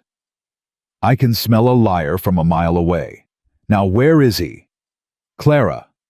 Sam's voice cut across the street, sharp with fear and fury. Clara turned to see him striding toward them, his hand on the revolver at his hip. The scarred man straightened up, a slow smile spreading across his face. "Well, well, Sam Callahan. Been a long time." Sam stopped 10 feet away, his body coiled with tension. "Not long enough, Garrett." "Now that's not a very friendly greeting, after everything we've been through together." "We've been through nothing together. Not anymore." Clara looked between the two men, confusion and fear warring in her chest. "Sam, who is this?" "Someone from a long time ago," Sam said, his eyes never leaving the scarred man. "Someone who should have stayed in the past." Garrett laughed. "Is that what you told your pretty little school teacher, that you left us all behind?" He looked at Clara, his smile turning cruel. "Did he tell you what he really is? What he did during the war?" "I know about the war," Clara said. "He fought for the Union. He killed for the Union. Killed and burned and destroyed." Garrett's voice dripped with venom. "We rode together, him and me. Hunted down Confederate sympathizers like dogs. Burned their farms. Shot their sons." He gestured at his scarred face. "I got this saving his life. And how did he repay me? By testifying against me when the army decided our methods were too extreme." "That's enough," Sam said. "Is it?" Does she know you're the reason I spent 5 years in prison? Does she know you're the reason I lost everything? You lost everything because you murdered innocent people, women and children. I had nothing to do with that. You were there. You were part of it. And I've been paying for that every day since." Sam's voice was raw. "But I won't let you use my guilt to justify what you did." Garrett's hand moved toward his gun, and time seemed to slow down. Clara saw Sam's hand move too, saw the calculation in both men's eyes, saw the moment when everything was about to go wrong. "Stop!" she shouted, stepping between them. "Both of you stop." "Clara, get out of the way," Sam said. "No, I won't let you do this." She turned to face Garrett, her heart pounding, but her voice steady. "Whatever happened between you two, it was a long time ago. Whatever you think Sam owes you killing him won't give it to you." Garrett stared at her, something flickering in his hard eyes. "You don't know what you're talking about." "I know that vengeance is a poison that destroys the person who carries it. I know that whatever crime Sam committed, he's been punishing himself ever since. And I know that if you kill him, you'll spend the rest of your life running just like you've been running since you got out of prison." The street had gone quiet. Clara could feel the eyes of the entire town on her, watching, waiting. Garrett's hand hovered over his gun. For one terrible moment, Clara thought he was going to draw anyway. Then slowly he let his hand drop. "You've got spine, school teacher," he said. "I'll give you that." "Garrett?" Sam's voice was quieter now, less angry. "I'm sorry for what happened to you. I'm sorry for the parts I played. But it's over. Let it be over." Garrett looked at Sam for a long moment, something complicated moving behind his eyes. "It'll never be over," he said finally. "Not for me. But maybe—" He glanced at Clara, then back at Sam. "Maybe it doesn't have to end in blood." He turned his horse and rode away, his men following. Clara watched them go, her legs suddenly weak beneath her. Then Sam was there, his arms around her, holding her up. "You shouldn't have done that," he said, his voice shaking. "He could have killed you. But he didn't.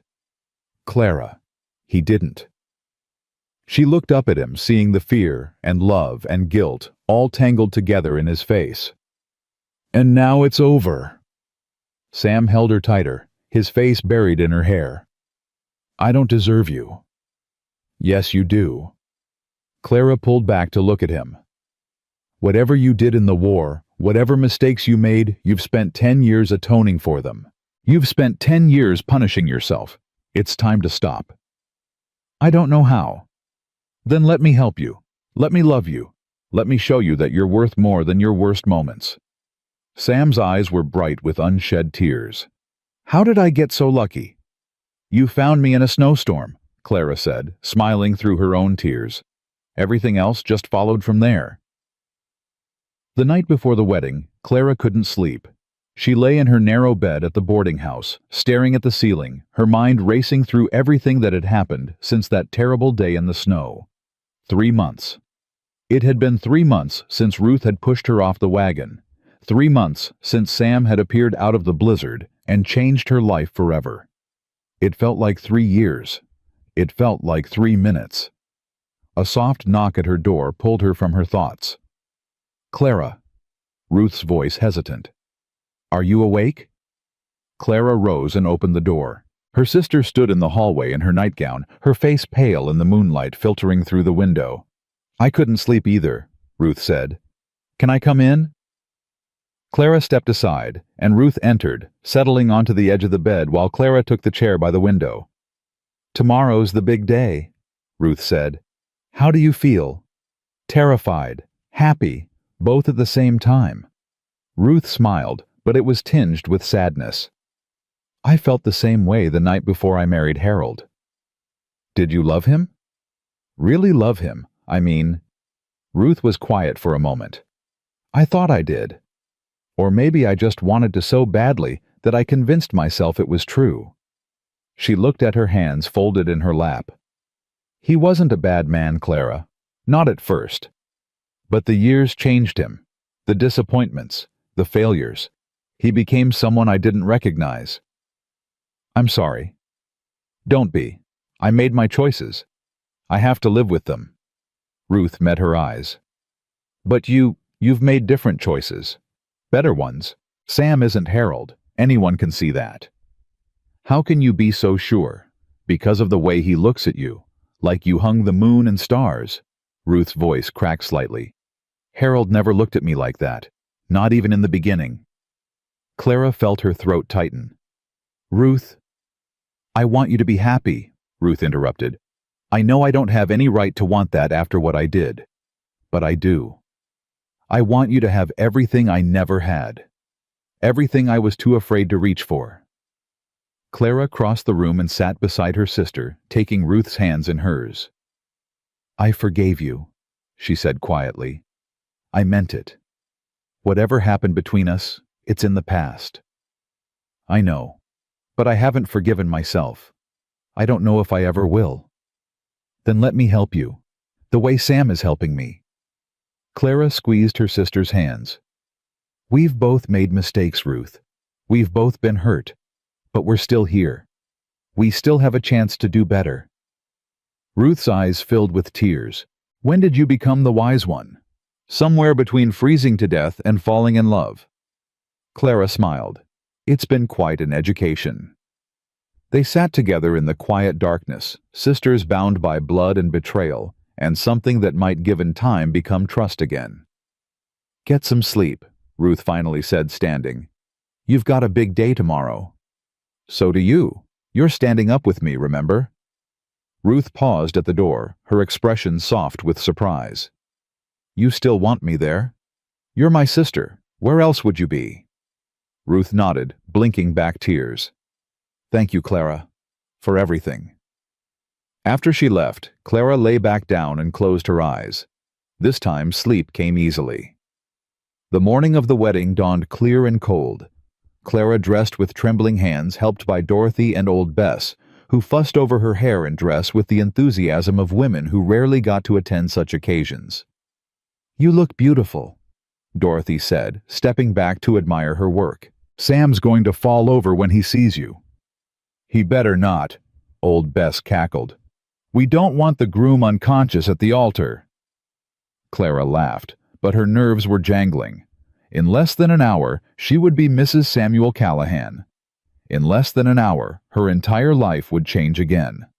Mrs. McAllister appeared in the doorway, her expression as stern as ever, but with a warmth in her eyes that hadn't been there when Clara first arrived. The minister's ready, she said. And there's someone here to see you. Clara's heart stuttered. Sam, he's not supposed to see me before. It's not Sam. Mrs. McAllister stepped aside, revealing a small figure behind her.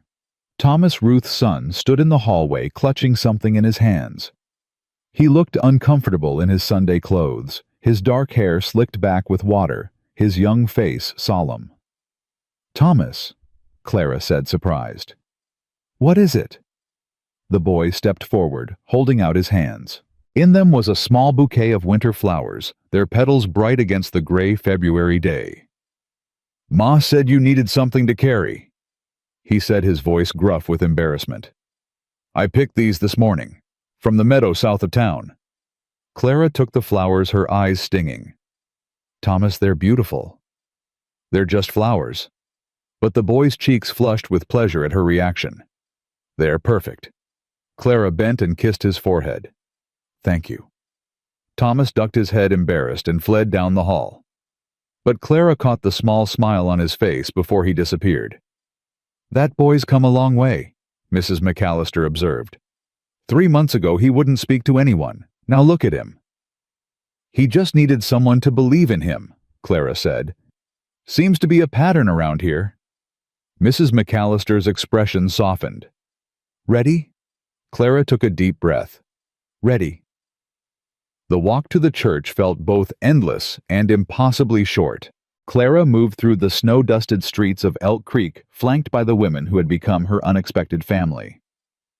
Ruth walked beside her, their arms linked, their breath misting in the cold air.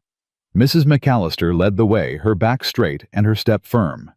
Dorothy and old Bess followed behind, whispering and giggling like young girls. The townspeople had gathered along the route despite the cold. Some nodded in greeting. Others called out congratulations. Even Mrs. Patterson, who had been Clara's harshest critic, offered a small wave as they passed. "Word got around about what you did," Dorothy whispered. "Standing up to those outlaws. People respect that." "I just did what needed to be done." "That's what makes it impressive." They reached the church, and Clara's heart began to pound. Through the open doors, she could see the small congregation gathered inside. Sheriff Brody and his wife, Mayor Wilson and his family, Henry Porter from the general store, a handful of others who had welcomed her into their community despite the gossip and doubt. And there at the front of the church stood Sam.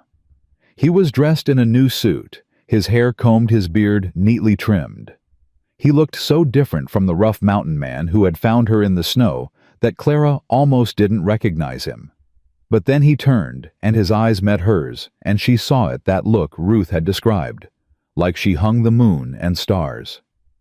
"Go on," Mrs. McAllister said, giving her a gentle push. "He's waiting." Clara walked up the aisle alone. She had no father to give her away, no family except the sister who walked behind her. But she didn't feel alone. She felt surrounded by love, buoyed by the impossible luck that had brought her to this moment. Sam reached out and took her hands as she reached the altar. His fingers were trembling, she realized. This strong, steady man, who had faced down outlaws and survived a war, was trembling because of her. "You came," he said, his voice rough. "Did you think I wouldn't? I was afraid I'd wake up and this would all be a dream." "It's not a dream." Clara squeezed his hands. "It's real. I'm real. And I'm not going anywhere." The minister cleared his throat. "Shall we begin?" The ceremony was simple, the words familiar, but Clara heard them as if for the first time. "Do you take this man to be your husband, to have and to hold from this day forward, for better or for worse, for richer or for poorer, in sickness and in health, to love and to cherish, until death do you part?" "I do," Clara said, and her voice didn't waver. "Do you take this woman to be your wife, to have, and to hold from this day forward, for better or for worse, for richer or for poorer, in sickness and in health, to love and to cherish, until death do you part?" "I do." Sam's voice broke on the words, and Clara saw tears shining in his eyes. "I do." The minister smiled. "Then by the power vested in me, I pronounce you husband and wife. You may kiss the bride." Sam cupped Clara's face in his hands, his touch gentle, reverent.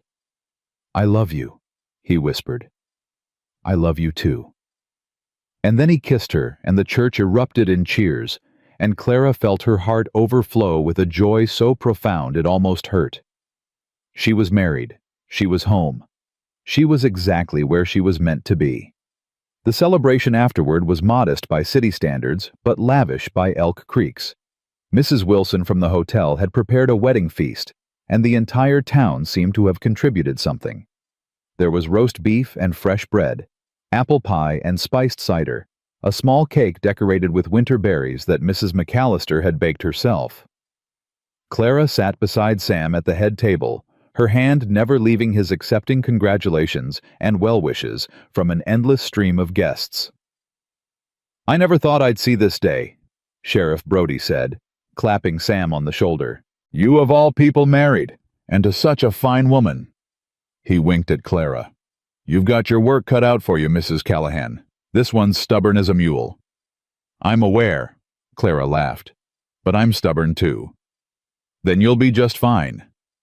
As the evening wore on, the music started. Fiddle and guitar played by two of the local ranchers who fancied themselves musicians. Couples took to the small dance floor that had been cleared in the corner of the room. Sam stood and offered Clara his hand. "Dance with me." "I didn't know you could dance."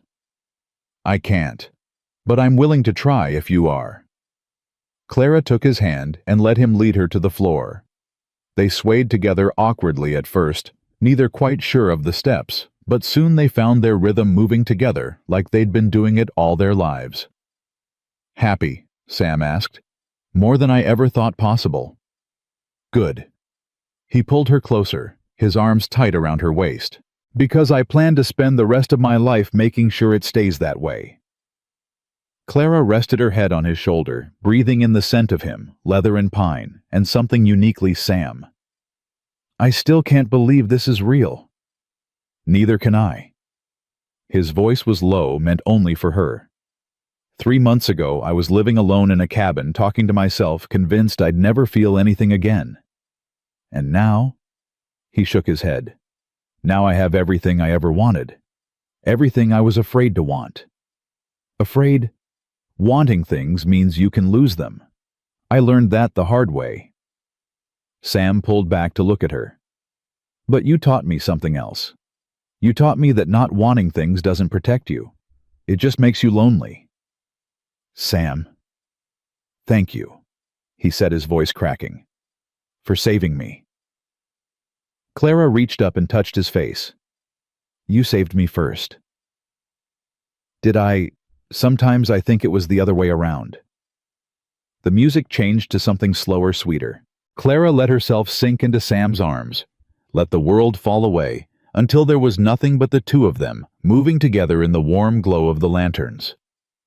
"I want to show you something," Sam said suddenly. "Now. It's important." He took her hand and led her toward the door, pausing only to grab their coats from the hook by the entrance.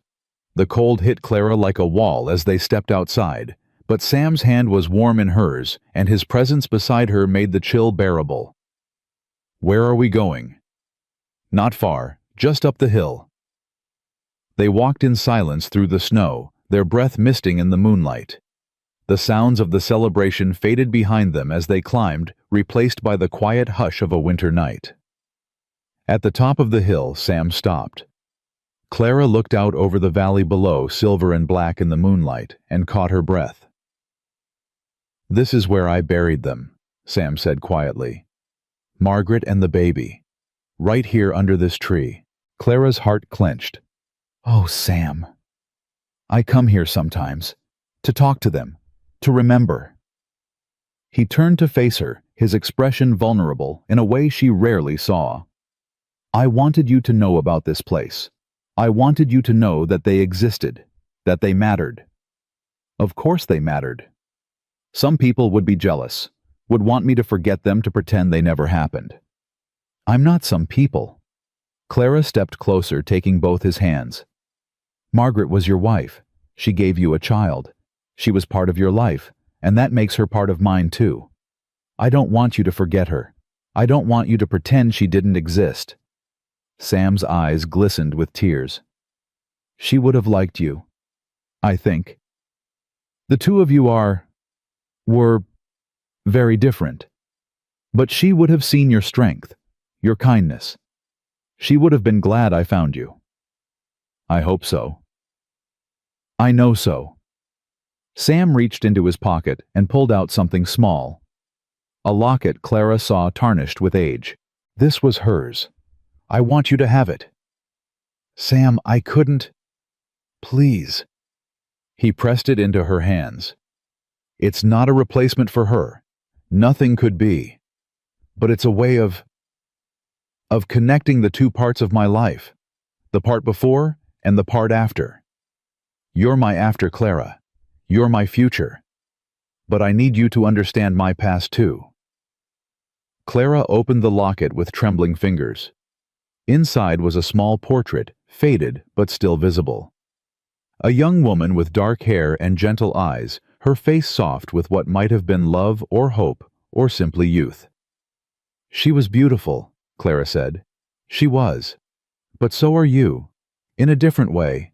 A way that's all your own." Clara closed the locket and pressed it to her heart. "I'll treasure this, always." "I know you will." They stood together on the hilltop, looking out over the valley where Margaret and her baby lay beneath the snow. Clara felt no jealousy, no resentment. Only gratitude for the woman who had loved Sam first, who had given him memories worth keeping, who had made him the man he was today. "Thank you," she said, "for trusting me with this. Thank you for understanding." They walked back down the hill, hand in hand, returning to the warmth and light of the celebration. But something had shifted between them. Something had deepened. They were no longer just two people who had found each other in a blizzard. They were partners, bound by more than love, bound by the understanding that comes from sharing your deepest wounds. The party wound down as midnight approached. Clara found Ruth in the corner of the room, watching the festivities, with an expression that Clara couldn't quite read. "You're leaving tomorrow," Clara said, settling beside her. "Back to California. Thomas and I need to start over somewhere." Ruth paused. "Unless—" "Unless what?" "Unless you think we should stay." Ruth's voice was hesitant. "I know I don't deserve it. I know I've done nothing to earn a place here. But Thomas is happy in your school. He's learning. He's making friends. And I—" She trailed off. "You— what?" "I'm tired of running." Ruth met her eyes. "I'm tired of starting over in new places where no one knows me, where I have to pretend to be someone I'm not. Here people know what I did. They know the worst of me. And somehow that feels more honest than pretending to be perfect somewhere else." Clara considered her sister seeing her perhaps for the first time.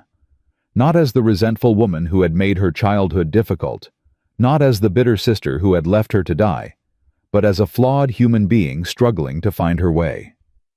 "Stay," Clara said. "Really, really, Elk Creek needs good people. And despite everything, Ruth, you are a good person. You just forgot that for a while."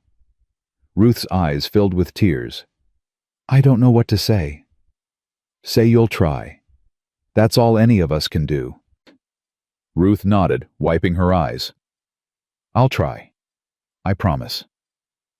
Clara hugged her sister, feeling something that had been broken finally begin to mend. When Clara and Sam finally left the celebration, the moon was high and the streets were quiet. Sam lifted her into the wagon he'd borrowed for the occasion, then climbed up beside her and took the reins. The horse moved forward, carrying them away from the lights of town and toward the cabin that would now be their home. "Mrs. Callahan," Sam said, testing the name. "I like the sound of that." "So do I." Clara leaned against his shoulder, exhaustion and happiness mixing together in her chest. "It's been quite a day. Quite a few months, actually." "Yes," Clara smiled. "Quite a few months." The cabin appeared ahead of them, warm light glowing in the windows. Sam had left a fire burning, Clara realized, and lanterns lit. He'd wanted her to come home to warmth and welcome, not darkness and cold. "I have one more surprise," Sam said as they pulled up to the door. "Sam, you've done enough. Just one more." He helped her down from the wagon, then led her to the door. "Close your eyes." Clara obeyed, letting him guide her inside. She felt warmth on her face, smelled wood smoke, and something else, something floral. "Open them." Clara opened her eyes and gasped. The cabin had been transformed. Every surface was covered with winter flowers, the same kind Thomas had picked for her bouquet. Candles burned on every shelf and table, filling the space with soft, flickering light. And in the center of the room, where Sam's rough table had been, stood a proper dining set, clearly new, with two chairs facing each other across a white tablecloth. "How did you—" "I had help." Sam's voice was gruff with embarrassment. "Mrs. McAllister, Dorothy, even old Bess, believe it or not. They came out here while we were at the celebration, set everything up." Clara felt tears spilling down her cheeks. "It's beautiful." "You're beautiful." Sam stepped closer, taking her hands. "You're the most beautiful thing I've ever seen, and I still can't believe you're mine." "I've always been yours," Clara said. "From the moment you found me in the snow. I just didn't know it yet." Sam kissed her, then slowly, deeply, with all the promise of the life they would build together. Clara melted into him, letting go of everything, the fear, the doubt, the memories of pain. There was only Sam, only this moment, only the beginning of forever. When they finally broke apart, both breathless, Sam rested his forehead against hers. "Welcome home, Clara Callahan." "Home," Clara repeated, tasting the word. "I like the sound of that." "So do I." Sam smiled, that rare full smile that she'd come to treasure. "So do I." Outside, the wind picked up, sending snow swirling against the windows. But inside the cabin, there was only warmth, only light, only the quiet joy of two people who had found each other against impossible odds. Clara thought about all the moments that had led to this one. The wagon train, the betrayal, the blizzard, the stranger on horseback who had said, "You're coming with me." Every moment of pain had led to this. Every loss, every fear, every moment of despair. It had all been necessary, all been part of the path that brought her here, to this cabin, to this man, to this life that she never could have imagined. And for the first time, Clara understood that her story wasn't about being abandoned at all. It was about being found. Spring came slowly to Wyoming that year. Clara watched the snow recede day by day, revealing the land beneath brown and muddy, but full of promise. Each morning she woke in Sam's arms, still marveling at the miracle of it, still half expecting to open her eyes and find herself back in that frozen wasteland, alone and dying. But each morning Sam was there, solid, real, hers. "You're staring at me again," he mumbled one morning, his eyes still closed. "I like staring at you. It's unsettling. You'll get used to it." Sam opened one eye, a smile tugging at his lips. "Will I?" "You don't have a choice." Clara leaned over and kissed him. "You're stuck with me now." "Worst thing that ever happened to me," Sam said, but he was grinning as he pulled her closer. Their life together settled into a rhythm that Clara had never known before. Sam rose early to check his trap lines and tend to the animals. Clara walked to town each day for her teaching duties, returning in the afternoon to find Sam already home, chopping wood or mending fences, or simply waiting for her on the porch. "How were the children today?" he would ask. "Exhausting. Wonderful." Thomas read an entire chapter aloud without stumbling. "Ruth's boy." "The quiet one." "He's not so quiet anymore." Clara smiled. "He's got opinions about everything. Reminds me of someone." "I have no idea who you mean." They would eat supper together, talking about their days, about their plans, about nothing at all. And in the evenings they would sit by the fire, Clara reading aloud while Sam worked on some project or another, a new chair, a set of shelves, a cradle that neither of them mentioned directly, but both understood the meaning of. It was ordinary, it was peaceful, it was everything Clara had never dared to hope for. But not everything was perfect. Some nights, Sam still woke screaming, caught in the grip of nightmares that no amount of love could chase away. Clara would hold him through the worst of it, whispering soothing words, until his breathing steadied and his trembling stopped. "I'm sorry," he would say afterward every time. "I'm sorry you have to see me like this." "Don't apologize, not ever. It's been 15 years. You'd think I'd be over it by now." "Some things you don't get over," Clara said. "You just learn to carry them differently." Sam looked at her, his eyes dark with old pain. "How do you always know the right thing to say?" "I don't. I just say what's true." The nightmares didn't stop entirely, but they became less frequent as the weeks passed. Sam began to sleep through the night more often than not, his body finally learning that it was safe, that he was home, that he didn't have to keep watch anymore. Clara noticed other changes too. The way he smiled more easily.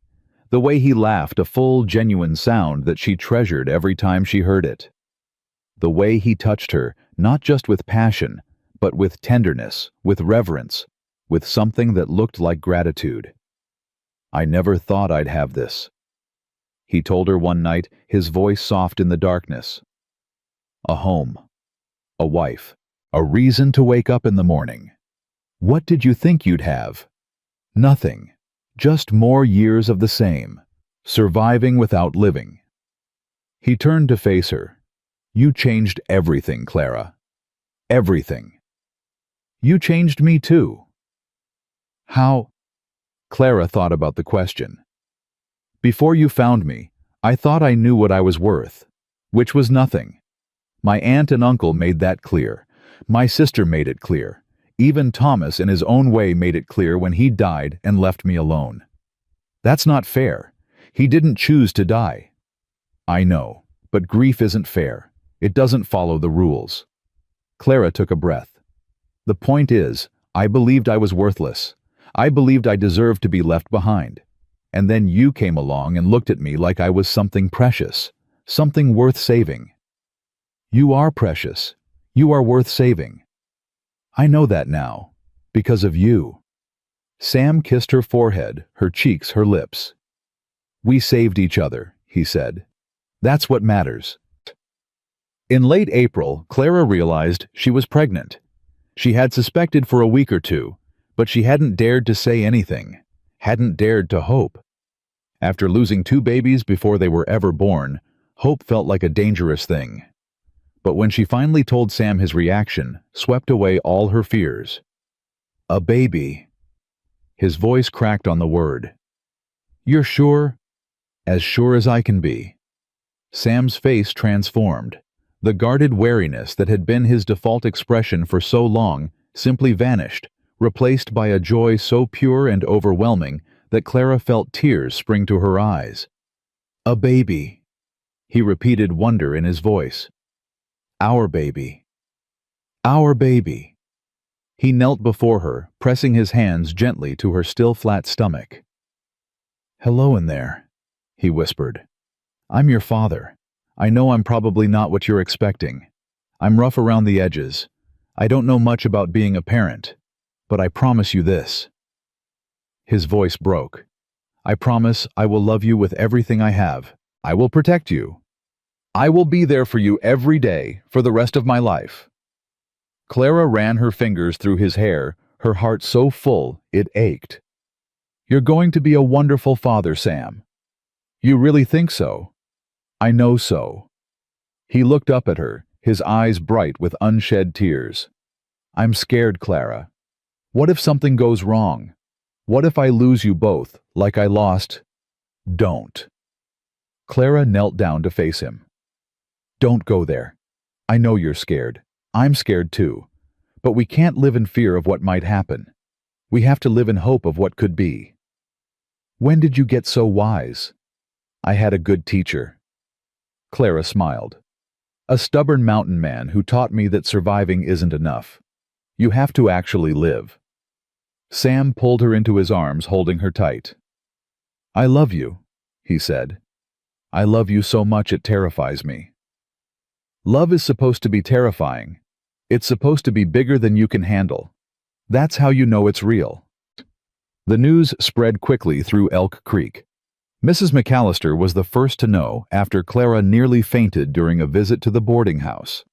The older woman took one look at her, demanded to know when her last monthly had been, and then surprised Clara by bursting into tears. Mrs. McAllister, are you all right? I'm fine, child. She wiped her eyes. I'm just happy for you. You deserve this, after everything. Thank you. Now sit down and let me make you some tea. You need to rest more. Growing a baby is hard work. Ruth's reaction was more complicated. Clara found her sister in the kitchen of the boarding house, scrubbing pots with unnecessary vigor. Her face was pale, her movements jerky. You heard, Clara said. Everyone's heard. Ruth didn't look up from her scrubbing. Congratulations. Ruth, look at me. Ruth set down the pot and turned her expression carefully neutral. But Clara could see the pain underneath the barely hidden grief. I'm happy for you, Ruth said. Truly, I am. But nothing. Ruth, her sister's composure cracked. I lost 3 children, Clara. 3. And here you are getting everything you ever wanted while I... She stopped, pressing her hand to her mouth. Clara crossed the kitchen and pulled her sister into a hug. I know it's not fair. I know it hurts to see me happy when you've lost so much. I don't begrudge you your happiness. I don't. It's just hard. So hard. Ruth was crying now, her body shaking with sobs. I wanted more children. After the 3 I lost, I wanted to try again. But Harold said we couldn't afford it. Said we had enough mouths to feed.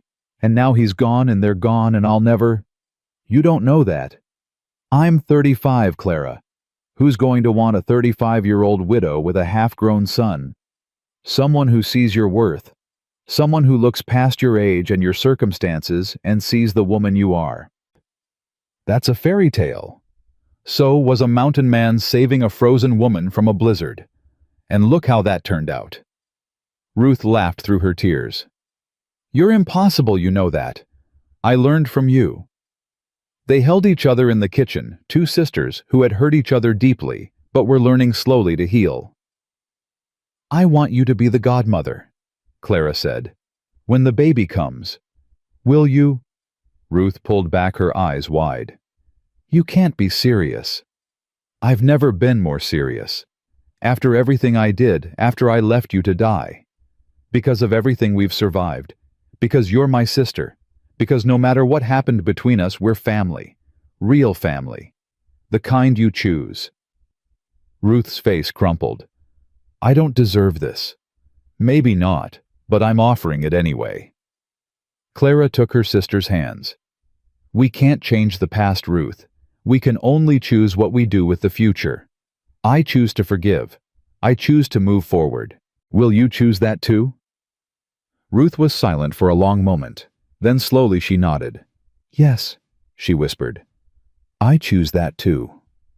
The summer was the happiest of Clara's life. Her belly grew round and full. Sam became increasingly protective, insisting she rest more work, less let him handle the heavy chores. Clara found his hovering both annoying and endearing. I'm pregnant, not dying, she told him after he tried to carry her up the porch steps for the 3rd time that week. I know. I just want to help. Then help by trusting me to know my own limits. Sam's expression was mulish. What if something happens? What if nothing happens? What if everything is fine? Clara cupped his face in her hands. Sam, I know you're scared. I know you lost Margaret during childbirth, but I'm not Margaret. This isn't the same. I know that. Do you? Because every time I so much as cough, you look like you're about to fall apart. Sam's jaw tightened. I can't lose you. I can't. You won't. You don't know that. You can't promise that. No, I can't. But I can promise to do everything in my power to stay safe, to take care of myself, to let you help when I need it. Clara softened her voice. Can that be enough? Sam was silent for a long moment. Then slowly, the tension drained from his shoulders. It'll have to be, he said, because I don't have any other choice. You always have a choice. You're choosing to trust me, to trust us. That's all any of us can do. Sam pulled her close, his arms gentle around her swollen belly. I don't know how to do this. How to be a father. How to be the man you need me to be. You already are the man I need. You just don't see it yet. The baby came in late October, 3 weeks earlier than expected. Clara was at the cabin when the pain started Sam out checking his trap lines. She tried not to panic as the contractions grew stronger, more frequent. She tried to remember everything Mrs. McAllister had told her about childbirth, but nothing had prepared her for the reality of it. The pain that felt like being torn apart from the inside. The fear that something was wrong, that she would die here alone, that the baby would die with her. She managed to get to the door to wave down a passing rider who happened to be Sheriff Brody on his rounds. Sam, she gasped. Get Sam. Everything after that was a blur. She remembered being carried back inside. Remembered Mrs. McAllister arriving, her face grim but calm. Remembered Ruth holding her hand, telling her to breathe, telling her to push. Remembered the pain, endless waves of it, and the desperate need to make it stop. And then finally, Sam was there. He burst through the door, wild-eyed and terrified, snow still clinging to his coat. "Clara, Clara, I'm here." Sam. His name was all she could manage. He knelt beside her, taking her hand, his grip almost painfully tight. "I'm not leaving. I'm right here. I'm not going anywhere." "I'm scared." "I know. Me too." He pressed his forehead to hers. "But you can do this. You're the strongest person I've ever known. You survived a blizzard. You survived being abandoned. You can survive this." Another contraction hit, and Clara screamed. "Push!" Mrs. McAllister commanded. "Push, Clara. The baby's coming." Clara pushed. Pushed through the pain, the fear, the exhaustion. Pushed with everything she had left. And then finally, a cry. Not her own cry. A baby's cry. "It's a girl," Mrs. McAllister announced, her voice thick with emotion. "A healthy baby girl." Clara collapsed back against the pillows, tears streaming down her face. "A girl. Is she all right? Is she?" "She's perfect." Mrs. McAllister placed the tiny squalling bundle in Clara's arms. "Absolutely perfect." Clara looked down at her daughter, at the scrunched red face, and tiny fists, and impossibly small fingers. Her daughter. Hers and Sam's. "Sam," she whispered. "Look." Sam was crying. Openly, unashamedly crying, tears cutting tracks through the dust on his face. "She's beautiful," he said, his voice broken. "She looks like you. She has your eyes." "Does she?" Sam reached out one finger, touching the baby's cheek with infinite gentleness. "Hello, little one. I'm your father." The baby's cries quieted, and for just a moment she seemed to look at Sam with her unfocused newborn eyes. "She knows you," Clara said. "She does." "Of course. She's been listening to your voice for months. She knows her daddy." Sam made a sound that was half laugh, half sob. "Her daddy. I'm her daddy." "You are, and you're going to be the best daddy she's ever had." "I'm going to be the only daddy she's ever had." "Then you better make it count." Sam leaned down and kissed Clara's forehead, then the baby's. "I will. I promise." They named her Margaret Rose Callahan. Margaret for the wife Sam had lost. Rose for Clara's mother, who had taught her that education could set you free. A name that honored the past while looking toward the future. "Are you sure?" Sam asked when Clara suggested it. "About Margaret, I mean."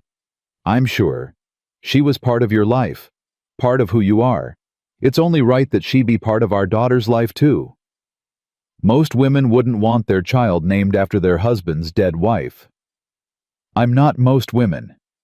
"No." Sam's smile was soft. "You certainly are not." Little Margaret, they called her. Maggie for short. She had Sam's dark hair and Clara's stubborn chin, and she wrapped both her parents around her tiny finger from the moment she was born. The first months were exhausting. Sleepless nights and endless feedings, dirty diapers and colicky crying. Clara had never been so tired in her life, but she had also never been so happy. "I didn't know," she told Sam one night, rocking Maggie in the chair he'd made. "I didn't know it would feel like this." "Like what?" "Like my heart is outside my body. Like I would die to protect her. Like everything that came before was just leading to this moment." Sam sat beside her, his arm around her shoulders.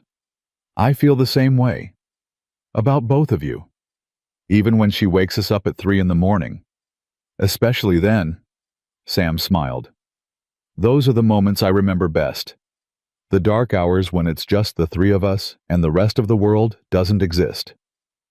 Clara leaned her head on his shoulder. "I love you, Sam Callahan." "I love you too, Clara Callahan." Maggie gurgled in Clara's arms, as if adding her own contribution to the conversation. "And we love you," Clara told her. "More than you'll ever know." The seasons turned.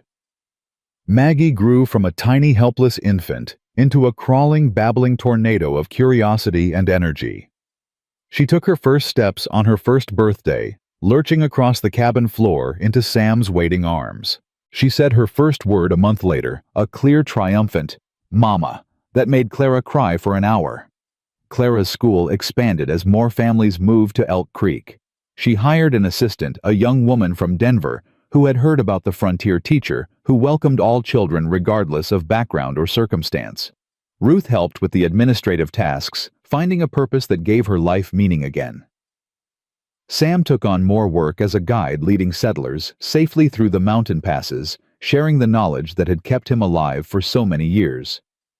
He was still quiet, still preferred solitude to crowds, but he no longer flinched away from human connection. "You're different," Sheriff Brody observed one evening. "Not sure I can put my finger on how, but you're different." "I have reasons to be different now." "That you do." Brody clapped him on the shoulder. "It's good to see Sam. It's really good to see." On their 5th wedding anniversary, Sam took Clara back to the hilltop where Margaret and the baby were buried. It was the first time Clara had been there since their wedding night. She had offered to come before, but Sam always said he needed to go alone. She understood. Some grief was too private to share. But today was different. They stood together before the 2 simple markers, hand in hand, while Maggie played with wildflowers a few feet away. "I brought them," Sam said, his voice rough. "Brought who?" "Margaret. The baby. I brought them to meet you. And Maggie." He swallowed hard. "I know that sounds crazy." "It doesn't sound crazy at all." Sam knelt beside the graves, his hand resting on the weathered stone. "Margaret," he said quietly, "I want you to meet someone. This is Clara, my wife. And that little one over there, that's Maggie. Margaret Rose Callahan, named after you." Clara felt tears prick at her eyes. "I still miss you," Sam continued. "I'll always miss you, but I'm not broken anymore. Clara put me back together. Maggie gave me something to live for." His voice cracked. "I hope you're at peace. I hope you know that I never forgot you, that I never will forget you." He stood wiping his eyes and Clara stepped forward. "Thank you," she said to the graves. "Thank you for loving him first. Thank you for giving him the capacity to love me. I promise I'll take care of him. I promise I'll make sure he knows every day how much he deserves to be happy." Sam's hand found hers, squeezing tight. They stood there together as the sun began to set. 3 generations of love intertwined past and present and future, meeting on a hilltop in Wyoming. "Mama, Daddy, look." They turned to see Maggie holding up a handful of flowers, her face bright with pride. "For you," she said, toddling toward them. "Pretty flowers." Clara bent down and scooped her daughter into her arms. "They're beautiful, sweetheart." "Thank you." Maggie beamed, then pointed at the grave markers. "Who dat?" Clara looked at Sam, who nodded. "That's Margaret," Clara said. "She was someone your daddy loved very much a long time ago. Like Daddy loves Maggie." "Yes, sweetie, just like that." Maggie considered this information with the solemnity only a child could muster. Then she wriggled out of Clara's arms, toddled over to the graves, and carefully placed her flowers on the larger stone. "Pretty flowers for Margaret," she announced. "So she not sad." Sam made a choked sound, and Clara saw tears streaming down his face. She went to him, wrapping her arms around him while he cried. "She's perfect," he managed. "She's absolutely perfect." "She is," Clara agreed, "just like her father."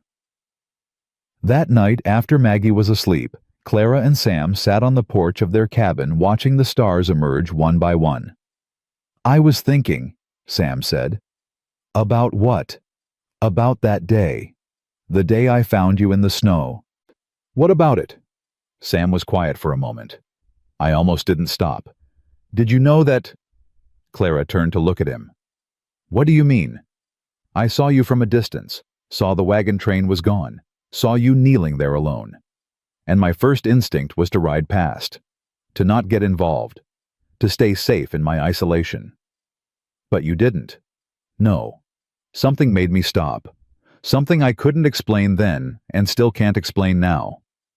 Sam took her hand. Maybe it was fate. Maybe it was God. Maybe it was just dumb luck. But whatever it was, I'm grateful for it every single day. So am I. I think about what would have happened if I hadn't stopped. If I'd just ridden past like my instincts told me to. Sam's voice was thick. You would have died. Maggie would never have been born. I would have spent the rest of my life alone in that cabin, dying slowly without ever really living. But that's not what happened. No, it's not. Sam turned to face her, his eyes bright in the moonlight. You saved me, Clara. I know I'm the one who pulled you out of the snow. I know I'm the one who brought you to town. But you're the one who saved me. You gave me a reason to keep going, a reason to believe that life could be good again. Clara felt tears sliding down her cheeks. You saved me too, in every way that matters. Then I guess we're even. I guess we are. They sat together in comfortable silence, watching the stars wheel overhead. From inside the cabin they could hear the soft sounds of Maggie sleeping the peaceful rhythm of a child secure in her parents' love. Sam. Yeah. Thank you for not riding past. Sam pulled her close, pressing a kiss to her temple. Thank you for being worth stopping for. Clara leaned into his warmth, into the solid certainty of his presence. 5 years ago, she had been abandoned in a snowstorm, left to die by her own blood. Now she had a husband who adored her, a daughter who filled her life with joy, a community that respected her, and a sister who was slowly becoming a friend again. She had found home, not a place, but a person, a family, a life built on the ashes of everything she had lost. And she knew with absolute certainty that it was only the beginning. Clara thought about the woman she had been that day in the snow, kneeling in despair, certain that her life was over. She thought about all the moments of fear and doubt, the times she had wondered if she was making a mistake, if she was worthy of the love she had found. She thought about Ruth still healing, but finally free of the bitterness that had poisoned her for so long. About Thomas, now 15, and planning to become a teacher himself. About Mrs. McAllister and Dorothy, and all the others who had welcomed her when she had nothing to offer but herself. And she thought about Sam. Her, Sam. The mountain man who had ridden out of a blizzard and changed her life forever. I love you. She said the words, feeling new even after 5 years. I love you too. Forever. Sam smiled, that rare, full smile that still made her heart skip. Forever. Clara rested her head on his shoulder and closed her eyes, letting the peace of the moment wash over her. She had been left behind to die abandoned by her own blood in the cruelest possible way. But she had not died. She had risen. She had loved. She had built a life beyond anything she had ever dreamed possible. And in the end, being left behind was the best thing that had ever happened to her. Because it led her straight into the arms of forever.